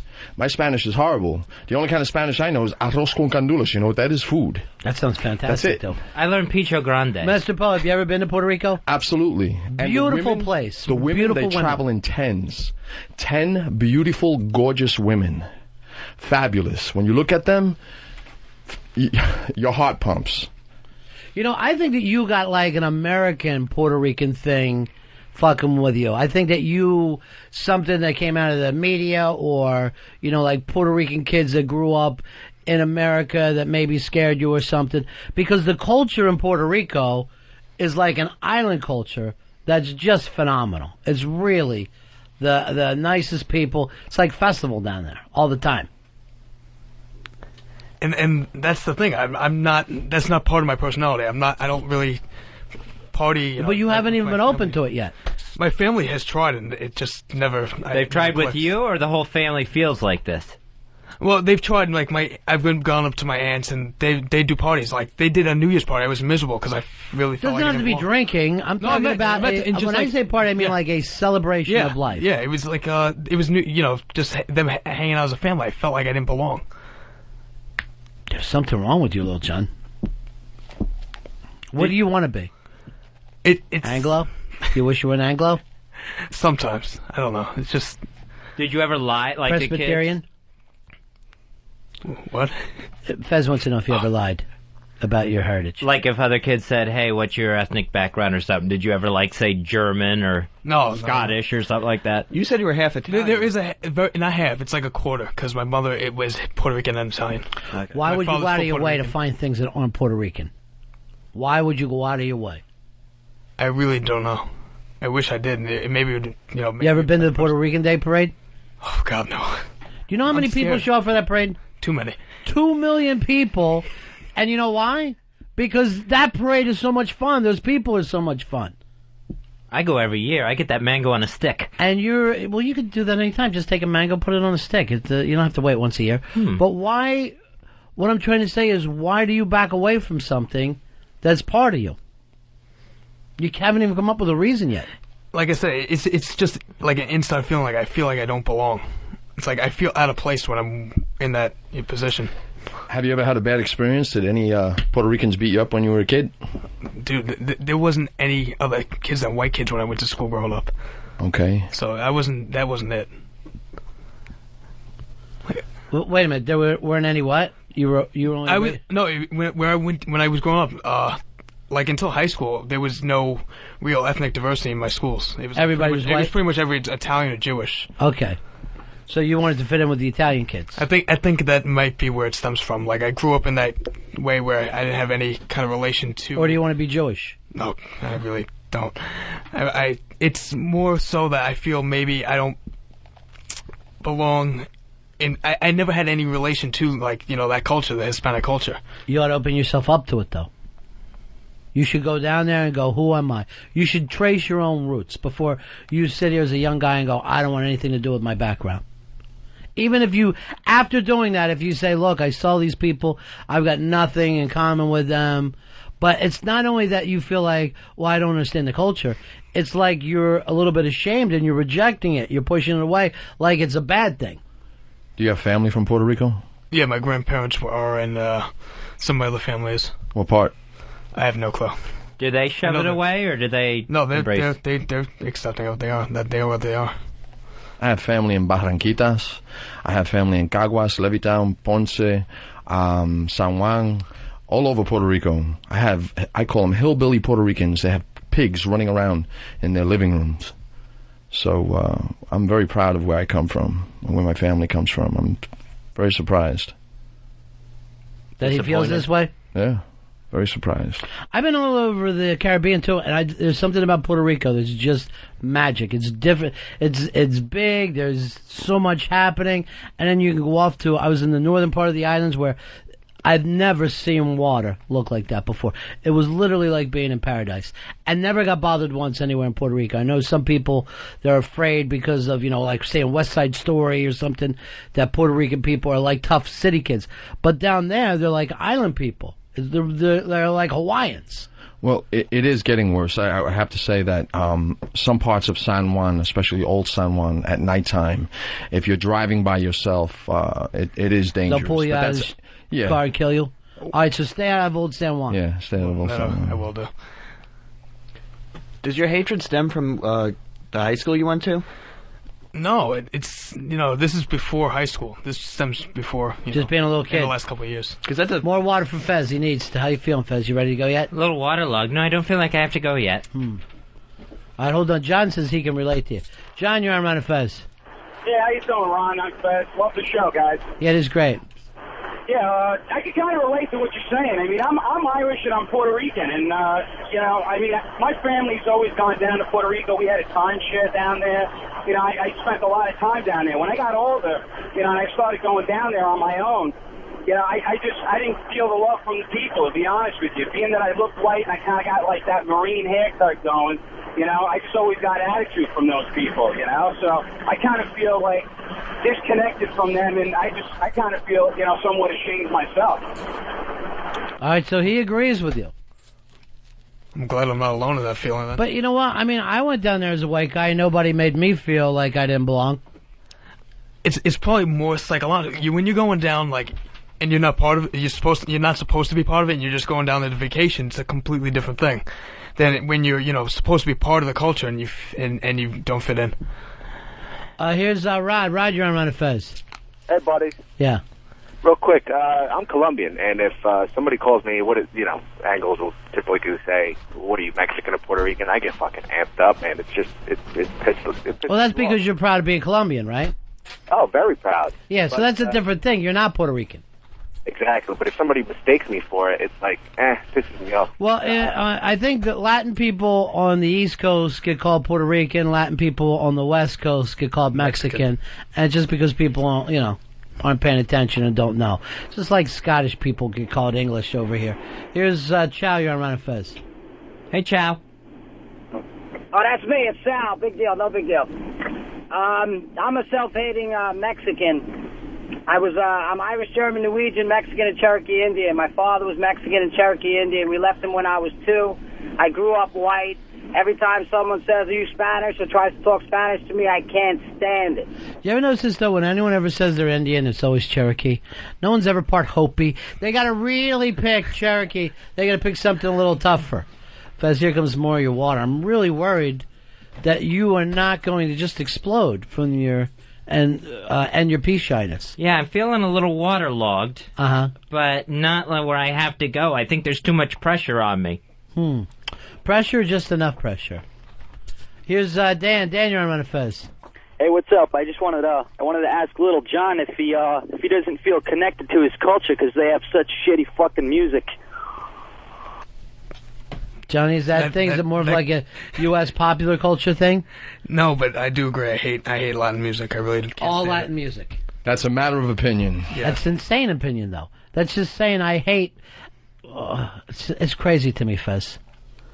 You know something, Master Pope? Maybe a roundhouse kick is what you need. I love salsa. Yeah. I can dance salsa all night long. That's Hector Lavoe, Típica 73, Tito Puente. I could go on and on. I mean, this is something that we grew up with. We grew up on this music. But the thing is, he didn't grow up on it. I didn't. He doesn't feel connected to his own culture. And that's why, because I have no relation to it when I was growing up. So you didn't have your mom or your dad play music in the house? My father was a DJ, so he always played disco and all that crap, and that's his thing. So that's what I was more raised on. So that could actually end up. Yeah, but disco was a big part. Latin music was a big part of disco. The Latin drum sound. He was more like the Donna Summer and all that shit. And that turned you off? Yeah. You hated everything that came before you. No, it's not that I hate, and trust me, I love classic rock, but... you wish you were a white boy. You wish you were a white boy growing up in Alabama, listening to Skinner. Minus the farming, wouldn't be that bad. How would you describe... How do you're like ashamed to be Puerto Rican, you don't like your heritage. All right, if someone was asking you to describe a typical Puerto Rican, what would you say? I mean, because you obviously have a bad picture in your mind. Poe's probably more, relative to where I am, in so to speak. He's just looks white. You wouldn't be able to tell Puerto Rican right away because we have more Spaniard in us. Yeah, but my family's like pretty much the same way, and it's more like typical. They go out and party, they like to have a good time, and it's that type of You think Puerto Ricans party too much? You don't think they take life seriously? No, I mean, he just asked, and that's something. But I know. But what are you saying? What is it that you're saying? A typical Puerto Rican. What are you backing away from? I don't know. It's just the way I was brought up. I wasn't brought up to be Puerto Rican. But you have brought up parties like 2 or 3 times now. Party does seem to be the thing. Is there an alcoholic in your family? There have been, but not that I've been directly related. I mean, related to. Here's Steven. You're on Ron and Fez. Hey, buddy. Yeah. Go ahead, Steven. Yeah, what's doing, buddy? What can we do for you? All right, born Puerto Rican and Italian. Growing up, got my balls broken, grade school and whatnot for being Puerto Rican.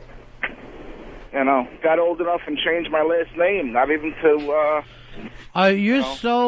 You're so ashamed of your Latin heritage, you got rid of your last name. Sure did. What was it before? Rodriguez. And what'd you change it to? My mother's maiden name. Nice Italian name. My mother's Italian. All right, let me check with Little John. Do you have a Latin last name? My last name's Colon. So if you're thinking about changing it to Smith or... It's not so horrendously awful. I can't deal with it. It's not like... But it bothers you a little bit. Not really. You wish your last name was really, Winchester. Because it could be... It could be Italian, too. Cologne could be either way. So it's not... So you fake Italian. You fake getting by on Italian. I try, yeah. That's more what I do. Here's Gary. Gary, you're on Ron and Fez. Yeah, my name is Gary. What do you call it? I just want to tell you that the difference in Puerto Ricans from the tri-state area and the ones in Puerto Rico are so different. We're talking about Puerto Ricans in general have proper Spanish when you're talking about the ones from Puerto Rico, and then you got the ones that are right here in the Spanish, the tri-state area, and damn, their language is just fucked up in Spanish. Well, again, because it's not a first language here. That's what happens. But it doesn't mean that you're not part of the heritage at all. Well, I don't speak it at all. And you're in Nueva York. You should be fucking comfortable here. I really wish I could explain what it is that bothers me, but I really don't know. It's just something internal that, so I just feel uncomfortable. Fez, finish your water. You got to stay on this. You're getting some advice right now from Paranoid. He overcame peace shyness. How you doing, Perry? Of course the kid hates being Puerto Rican. You know what those people do? What's that? They kill their kids and eat them. No. That's a fact. No. Ron, You're thinking of gypsies. If a Puerto Rican woman has a disabled child, they will eat it. That's not true. Is that true? No, you're thinking of a hamster. That's where Mondongo comes from. That's a hamster. Oh. No. Same thing. Hey, Fez, you want to quit being pea shy? What do you got for me, Paranoid? All right, you just got to do what they're saying. Piss in front of other guys. Just keep doing it. I mean, I couldn't go out of the house. I couldn't go anywhere. After a couple of guys watch me piss, boom, you're happy to do it. You actually want to. Today, you and the piss entourage are going to break this thing, Fez, and then you're going to be able to stand up to your dad for washing your ass crack as a young person. I never realized it was also related. Here's Manny. Manny, you're on Ron and Fez. Hey, what's going on, guys? Hey, I know exactly what Bronx Johnny's talking about, I'm not from the Bronx. I'm Mexican-American. But the thing is that, a lot of people around me show more affection toward Mexico than the country they're in. I feel more love for America than I do for Mexico. And all these people marching, protesting, waving the Mexican flag are just disrespecting me and everything, But why when you see people at St. Patrick's Day, do you not feel like they're disrespecting America? And that's the cops and the firemen walking down the street with an Irish flag and everybody's all happy. You got to get off that a little bit. There's a big difference between not being proud of America and being proud of your heritage. You can. The thing is, we all come from different places, and we bring our heritage here, and it's a melting pot. That's not true. That's because the cultures, especially in New York, they kind of band together, and that's the thing. You have to destroy culture in order to end the segregation between everyone. No. What you need to do is appreciate other cultures. But that's impossible. I don't want to eat the same fucking food every day. I want to eat ethnic food, right? I love ethnic music. I like music from all around. I like old blues music from Mississippi. I like techno from Europe. I don't want the same music. What you need to do is say, I respect all the different cultures, I enjoy the different cultures, and together we're America. That's what makes us strong, not conformity. At the same time, the culture is also what keeps you apart, though. That's why... A part of what? We don't walk lockstep in this country. We're not the fucking Nazi party where everybody's blonde and blue-eyed and we get rid of people that are different. We're saying we're the fucking Oakland Raiders. You come here from all different places and we put together a badass team. But it should also be more of a melting pot. People should also be mixing it up and making it It is mixed up all the time. Yeah, but it should be more like America should be the culture. What culture? Our cultures, shared cultures. Like, say what you are, and you say American, not I'm half Italian, half Puerto Rican. You know, that's everybody is American here. Everybody is American. But what makes us great is that we come here from different places. Oh, yeah, that's true. But at the same time, also what keeps us apart is our culture. What is an American culture? Is it Jewish comedy? Is it Italian everything. opera? Right. So all those things is what makes us different. All those things that we bring from different parts of the world. And I can appreciate that, and I like it, but also I could see, I watch other people in their groups, and it just seems to keep everyone apart at the same time. I don't know what's keeping you apart. So you don't feel like you could go out to the St. Patrick's Day parade or the Puerto Rican Day parade? Personally, I feel I could do any of that. I'm saying when I see other people not I go to all of those. Like when I see other people, you see a lot with Jewish people. They stay to their Jewish circles, not mixing it up with other people in the same neighborhood and such, you know? Yes, I mean, we do have neighborhoods like that. But, I mean, to the melting pot, it doesn't mean melt into one flavor. It's more like a paella, a different taste, that when you go in, you're going to get something different all the time. That's what makes us strong. And that's the thing that I think that you're worried about, Little John, is that you're not looking like the people on TV. That you don't look like the Brady Bunch and your family's not like the Brady Bunch. And somehow that means that you're not fitting in. You know what I'm saying? Yeah. That your family, they're a little spicier than the families that you would watch on TV. And that brought you a little shame because you do want to fit in. You do want to seem like I'm just the same. But everybody comes from someplace else in this country. Everybody's bloodline comes from someplace else.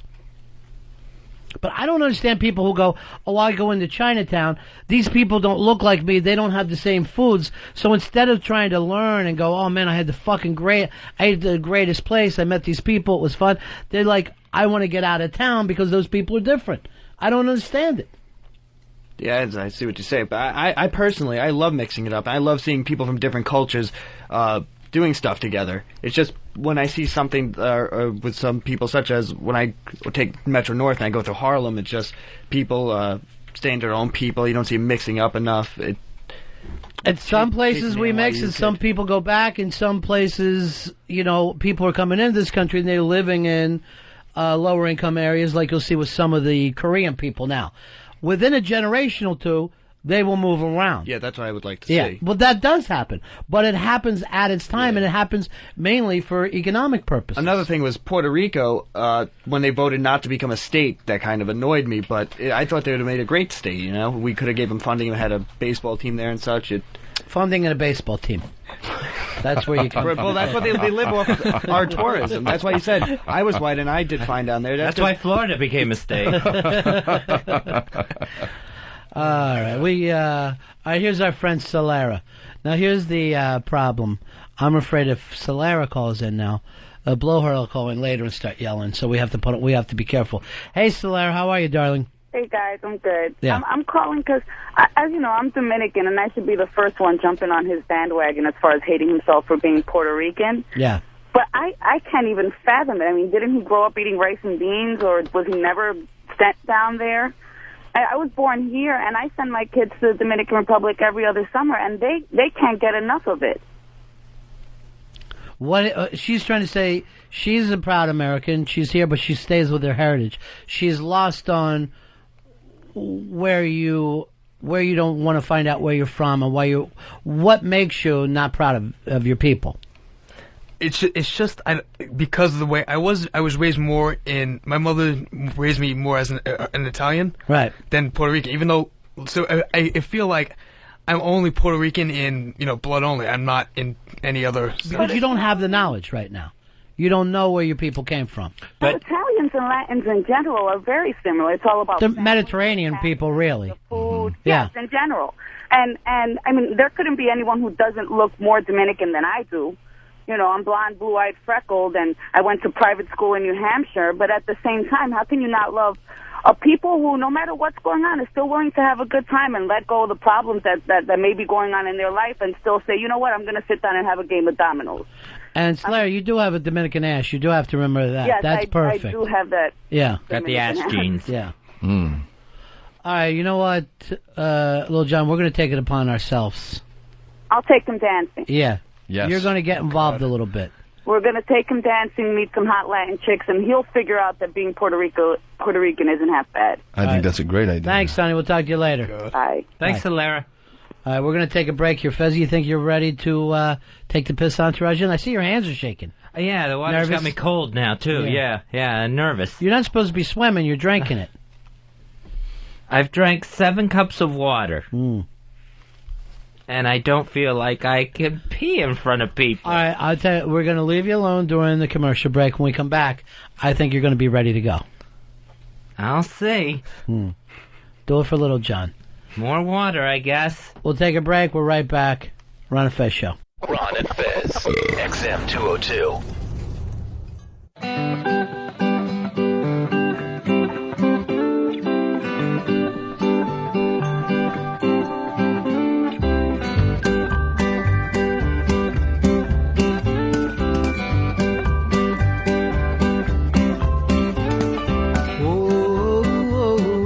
Time on my hands tonight.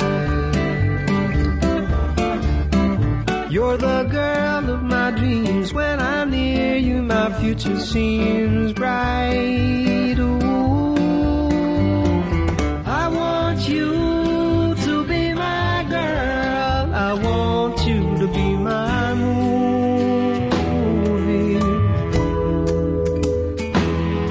I am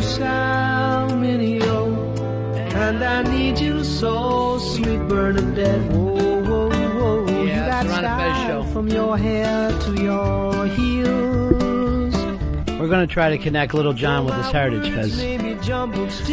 Little John, the intern, doesn't like the fact that he's Puerto Rican. Hates it. I love you.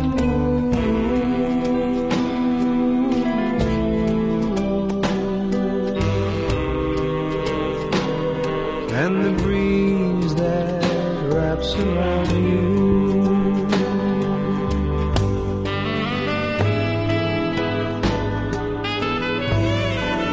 Setting summer night.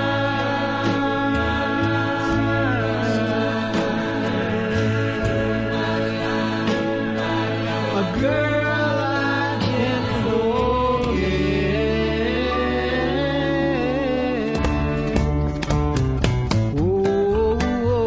The smile. This is from the Paul Simon album, and it was a play, right, Earl? The Cape Men? Yeah, it was a musical. Great album, didn't do well as a musical. What happened? It had a lot of production problems. There was problems with the, I don't know if it's script or the book as they call it. But the music was phenomenal. Did you go see it? No, I didn't go see it. I mean, it didn't run that long either. Yeah, it was only like 19 days. Yeah. You were too busy seeing Rent for the 4,000th time? I never saw Rent. I had a chance to see it in previews and completely blew it off like a dope. Why? It's still playing now, so don't worry. You can go anytime you want. He's waiting for Julia Roberts tickets. And the sky is a coat of diamonds. There's a wooden cross over my bed. Hey, John, you're on Ron and Fez. Hey, man, that guy shouldn't be upset about being a Puerto Rican. If you look at it, they're nothing more than sophisticated Italians, so he's got that going for him. Thank you very much. Here's John. John, you're on Ron and Fez. How are you, pal? Hey, I'm fine. How are you? Good. Hey, just wanted to say, I understand what Bronx Johnny's doing. I'm from the Bronx myself, also the son of an immigrant, and I think what we're trying to say here is the assimilation into America. Not that you necessarily give up your heritage, but that you try to become, the sum is greater than the parts. I mean, I know my dad insisted that we all learn to speak in his native language and everything, but once outside the house, it was English all the way, and you're an American first. I mean, I don't see where, you were getting so hopped up about. No one was getting hopped up. First of all, he wasn't saying I think that you've confused the voices here. Okay. And it's Little John. He was saying he hates the fact that he has Puerto Rican blood, and he's somewhat ashamed of it and doesn't like to talk about it, and has taken it to like he doesn't like Puerto Rican people. So something's going on that he's ashamed of his heritage. So was this like maybe after the wilding thing in Central Park? I have no idea. I think he's too young to even know anything about that. Oh, really? Yeah. He's just a kid. He's like 19 or something. Oh, okay. Yeah. Well, sorry about that, and love the show. Been a long fan since NEW. Where are your people from? My father was originally from Greece. Mm-hmm. So you have a Greek heritage at home, but you feel like, yes, the Greeks assimilate into American life. Well, I can't speak for every Greek, but I know, like, for example, I can read and write fluently in Greek, but, my father made it a point of, outside the home, you had to, go to the best schools and learn. Let me ask you this. What are you going to do with your kids? Have you decided yet? Well, unfortunately, my son is autistic, so I'm not going to probably have to cross that bridge. But hey, if he can paint, he can paint. You ought to be proud of him for that. No, Autistic. Absolutely. But, I mean, the intent was to raise my kids the same way my father raised us, quite frankly, English, and then just be aware of your heritage. Here's how it normally happens. This is how it's happened with all my friends. You come over, and the old folks, the grandparents, they speak pretty much the native language, and then they speak some broken English. Their children speak both. They speak the English at school and with their friends, and then they speak the parents' language when they get home. And then the grandchildren only speak English. And then they like food for whatever the grandmother made. Yeah. So that's how the assimilation really takes place. It normally happens over a couple of generations. It doesn't happen immediately. I had a grandmother from Scotland, and when my uncle came to visit, my dad's brother came to visit last year, he was spouting off like all these Scottish phrases and whatever native Scottish tongue that is and everything, and just knew all about Scotland and was amazed that we, this side of the family, didn't know any of this stuff. Well, here's the weird thing. It's not only that you don't know about that, Fez. You don't really know much about American history. It's like you came up with a time where learning and finding out where you came from wasn't all that important. For you, the important thing is your dad took you out and hosed you off before you were allowed into the house. That was a big thing in your family. But it's not like you're really familiar with American history. No, that's true. Here's Dr. X. You're on Ron and Fez. Go ahead, Doctor. Hey, how you doing, man? I'm Mexican myself, and when I was in high school, my family would come over from Mexico, and I'd be like, oh, fuck, the Mexicans are here. Fuck that. Right. But you start growing out of that shit, This kid, he's young, he's still stupid, he doesn't know what the fuck. Wait till you start, like, hanging out with your cousins from Puerto Rico and your uncles and shit like that. You start getting a little bit more of the vibe going, and next thing you know, boom, you're fucking singing songs. You don't even know where the fuck you learned them. And eating food, you never know you'd fucking be sticking pig ears and shit in your mouth.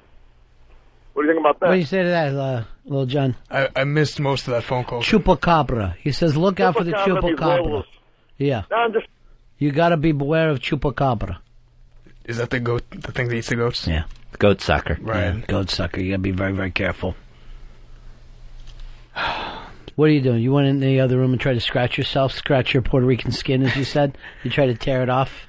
Well, why don't you dye your hair blonde and come in tomorrow and tell everybody you're from Germany? I don't have blue eyes. You don't do well with the women either, do you? Not really, no. And then you've never heard of the term Latin lover, have you? Not about me. You guys are supposed to be the best lovers. You're supposed to pick up chicks anywhere. Casanova. Yeah. You come here and you want to be from Nebraska. Here is Joe. Joe, you're on Ron and Fez. Yeah, buddies. Hey, buddy. Go ahead, Joe. Yeah, first of all, I want to say that Mexican people love Ron and Fez. Second, sure. That guy, Little John, and that last caller, we Latin people like to call them coconuts. Coconuts. So what's that mean exactly? That means they're white on the inside and they're brown on the outside. Ah, so you're a coconut. I am? Yes, Little John, you're a coconut. Inside, you're white. You're just white the way you were raised by a TV set. On the outside, you're brown like a coconut. But I'm not brown. You are. I'm whiter than most white people. No, you in your mind you want to be. In your mind you want to be Cindy Brady. It's not happening for you. You be who you are. Does that make you feel better knowing there's a fun, cool nickname like Coconut to be called? Oh, I wish that was your nickname, Fezzy, instead of Fatty Pneumonia. It's sad. I would totally trade Fatty Pneumonia for Coconut. How you doing with the water, Fez? This is my 8th glass I'm finishing off. So you ready to pee now? No, not really. What bothers you? It's like the plumbing just shuts off. Mm-hmm. Do you want Dave to be there and just maybe stick the point of a pencil in the inside of it and see if he can't? That would hurt. That would be bad. Keep everything unplugged a little bit? It's just that I can't get my flow going. Here's Bill. Bill, you're on Ron and Fez. Hey, what's up, guys? Yeah. I just want to say, Lil John, Yes, when sir. you fill out your college application and financial aid and stuff like that, that was probably the only time that you were proud to be Puerto Rican, Yeah, wasn't I it? did say that before. That it's the only time. And I'm not proud of it. I just have to do it because it gives me money. But see, that's really, really bad. That's like you almost take it for a shameful thing. And that money is actually meant for people that are trying to move up in the world. Not you, not Coconut. What's driving you crazy over there, Earl? No, John, that drives me crazy. You know how many people bust their ass for that type of money, and then you use it as an out. It drives me crazy. He shamefully takes the money. Shamefully. Well, yeah, like it you is don't- shamefully, but you don't. that's you not would, to say I don't need it. You wouldn't want to write down Puerto Rican, and you would never write it down except for if there was cash for it. Yeah. And you're wearing an AC/DC shirt. To further prove the point. You know where they're from? No. Thank you. That's my point. You don't know any culture. It's just not one. He knows none, Fez. Luis, you're on Ron and Fez. Hello? Yeah. Go ahead, Luis. Oh, all right, man. I'm just calling, man, because if he's not proud of being Puerto Rican, he should not say it. He should not speak it. He should just keep quiet. Don't even mention it. What's she yelling? What's the whole yelling? Hello? Hello? That's not your line. Oh, sorry. Hello? You hear me? Yeah. Go ahead. What did your chick yell? I said, man, he shouldn't even say it. Yo, shut up, Jay. It's like he's married to Paul O. Hello? Yeah, I can't really put up with you. Hello? All right, I can't put up with you. Here's Frenchie from yesterday. How you doing, Frenchie? Hi, guys. How are you? How are you doing, darling? I'm doing well. I thought Little John was cute, but I would never have guessed that he was Puerto Rican. What would you... He doesn't have, like, that hot accent that, like, Bronx Johnny has. Right. He is little, so he tries, I don't know, it seems like he tries to overcompensate for his height. You think that's what you're trying to do, is overcompensate? With his hair, like, pushes it up a little bit. But he's cute. He's nice looking. Uh-huh. Yeah, he's. I don't know. I guess he doesn't have game with the ladies. Frenchie, does any guy turn you off? That's where you need to be. We need to have some kind of structure here. If we could find out somebody you don't like. Amputees, anyone at this point. You don't have to look like Irish an Alfie amputee. after he gained all his baby weight. Ah, sweet. All right, honey. I love you guys. Bye-bye. See ya. Bye. You almost got Frenchie. Almost. But she what? She saw you... Well, I just want to set a technicality here. I am taller than Bronx Johnny. You don't seem it. The way you slouch around here, you don't see it. Where Johnny, on the other hand, he walks proud. Yeah, my shoulders back. He's proud of his Ecuadorian heritage. You are like running from tree to tree like a little bunny. Like, who will save me from the world? How can I get help? Don't let anyone find out I'm Puerto Rican. Mike, you're on Ron and Fez. What's going on? Yeah, buddy. I'm a self-hating Italian on Long Island. First of all, you don't have to be self-hating while I'm here. I will hate you. I'm a big-ass 144, by the way. Oh, then you get this. So you hate Long Island Italians, not so much Italians. Exactly. You hate the Long Island branch of the Italians. Growing up with all these goombas, Yeah. there's really not much you can do but hate it. You know, They it's make you really look like jackasses. Yeah, it's really funny. I mean, when you talk about this and people are talking about, their heritage. But if you ever go to Italy, those people don't look like what we call Italians. They're small to thin. We see Italians in this country, they're 600 pounds, they're wearing sweatsuits, sneakers, and gold chains. So every time that you have heritage in this country, it's already changed from the European or wherever it happens to come from. It'll get Americanized. Yeah. Like, I'm sure if Bronx Johnny's family from Ecuador runs into him, they're going to think he's Dobie Gillis the way he lives his life as. They're not wearing giant oversized baseball caps and stuff. Here is Rico. You're on Ron and Fez. Hola, amigos. Hey. Hola. Ramon! The Costa Ricans need to go back to Costa Rico! That was your idea of a call? Just awful. Yeah, Terrible. just really bad.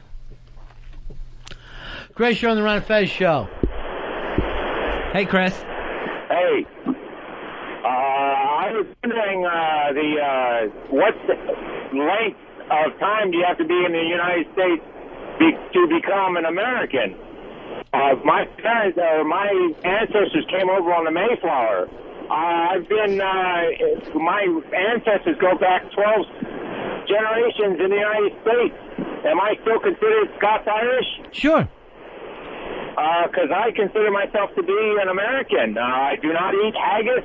I do not eat boiled potatoes. But that's still your people. That's still your people. And Chinese and But I mean, you seem to take. All right, hold on. You seem to take some kind of pride in these Mayflower roots of yours. You still seem like you have some kind of pride in things that you didn't personally have anything to do with. So that is what Americans do. Fezzy, it's your time now to go and pee. Bronx Johnny, I want you to come on in here with me. You hop into the Fez seat, and we will send the boys down. Make sure you turn that mic on, too, Fezzy. Okay. We're going to send the boys down. As a matter of fact, let's do, before we send Fez down, we'll do a spot check. Take that mic down there and see if you can hear us and we can hear you, Dave. So Dave's going down to the bathroom. This is it for you, Fezzy. You are going to pee in front of the fellas today. Your first day ever. Wow, this is years of pee shyness, Ronnie. You excited? All build up. It's like it's the first time I've ever peed. Mm-hmm. Sure. It's bringing it all back. You're like a virgin today. And I'm telling you what, after these 9 glasses of water, yeah, I'm starting to feel something. You think you're going to be able to do it? Yeah, I'm gonna try. I'm gonna, kind of submit to the piss posse here, the piss entourage. Are you excited about it, though? Not really. More embarrassed, bordering on shame again. Now, you remember what, the fact that what Bronx Johnny had to do for himself to protect himself, right? Oh, yeah. He had to start swinging because someone brought up the term Picho Grande. Yeah. Beautiful penis. Yeah. He said, beautiful penis. He was ready to battle for it. So let those guys, be around when you pee. Don't let them comment on what they think of your penis. Oh, okay. That's a whole different world. Hey, Dave, can you hear us there? Dave, do we have you? Can you hear me? Yes. I can hear them. Can you hear me, guys? Yeah. Okay, yeah, so everything's cool. Got everything set up. The microphone works and the cell phone seems to work, so the the piss entourage is looking forward to the presence of Mr. Watley. Now, Fez, are you ready to take that walk of shame? That's going to be a long walk, Ronnie, the whole way down to the men's room. There you go. All right, I got to go. The Fez Watley that leaves here is a little boy that can't pee in front of other men. The Fez Watley that comes back will be the Silver Stream, a man who will be a man among men, a man's man. I want to do this. Yeah. I want to get this burden behind me.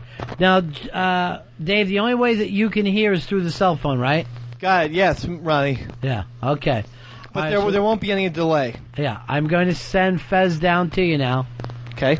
I'm sending away a boy. I expect you to send me back a man. He's going to come back a hero like General MacArthur. I don't know what that means. Johnny, any advice that you could give him on the way? Yeah, whistle if you got to, man. Whistle if you got to. All right, I'm going to start making my way down there. Teach him how to whistle, Johnny. Whistle for him as he leaves. Whistle him a march.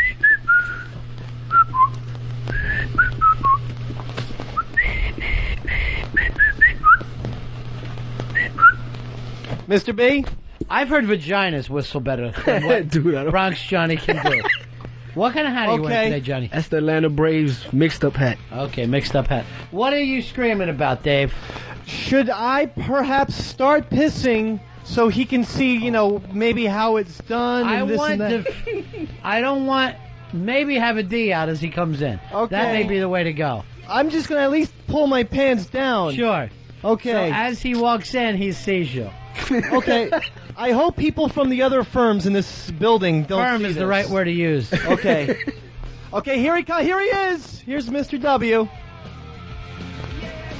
Ronnie, I'm in the bathroom, in the men's room, with the piss entourage, and Dave's got his pants down already.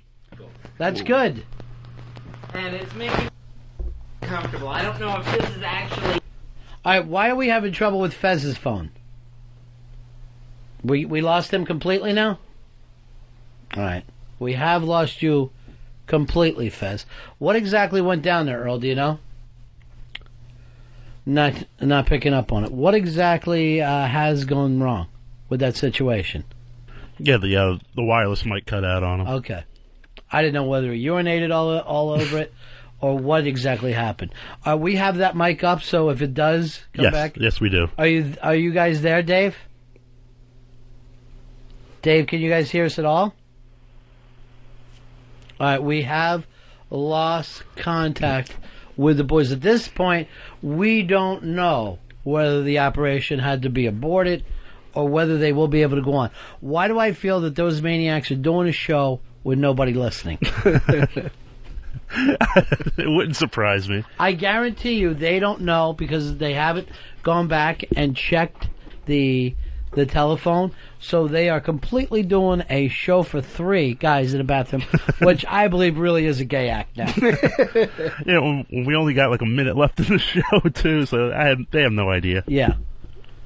All right, so let them know that this whole build-up was for naught. There is. Are we there? There you go. You're back.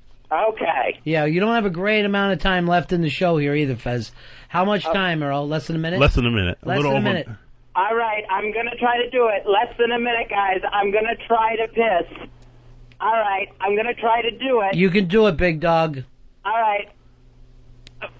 I'm through the slot. I can't do it. I can't do it.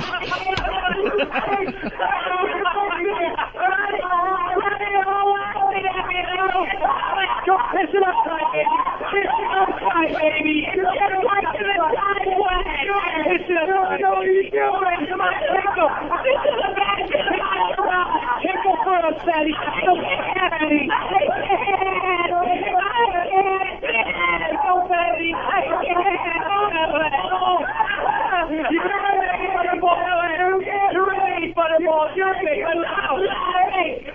All right, boys.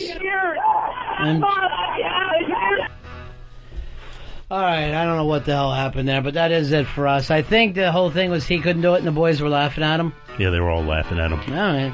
Pretty badly, too. Glad something comedic worked out for us today. Well, we go out like we started today, Johnny. I hear you, boss. That is it for us. Tomorrow is our last day before the Easter break. So make sure you join that show. We're coming on right after the Mighty Mighty Opie and Anthony show. Take care, everybody. See ya. See ya. See ya. See ya. See ya.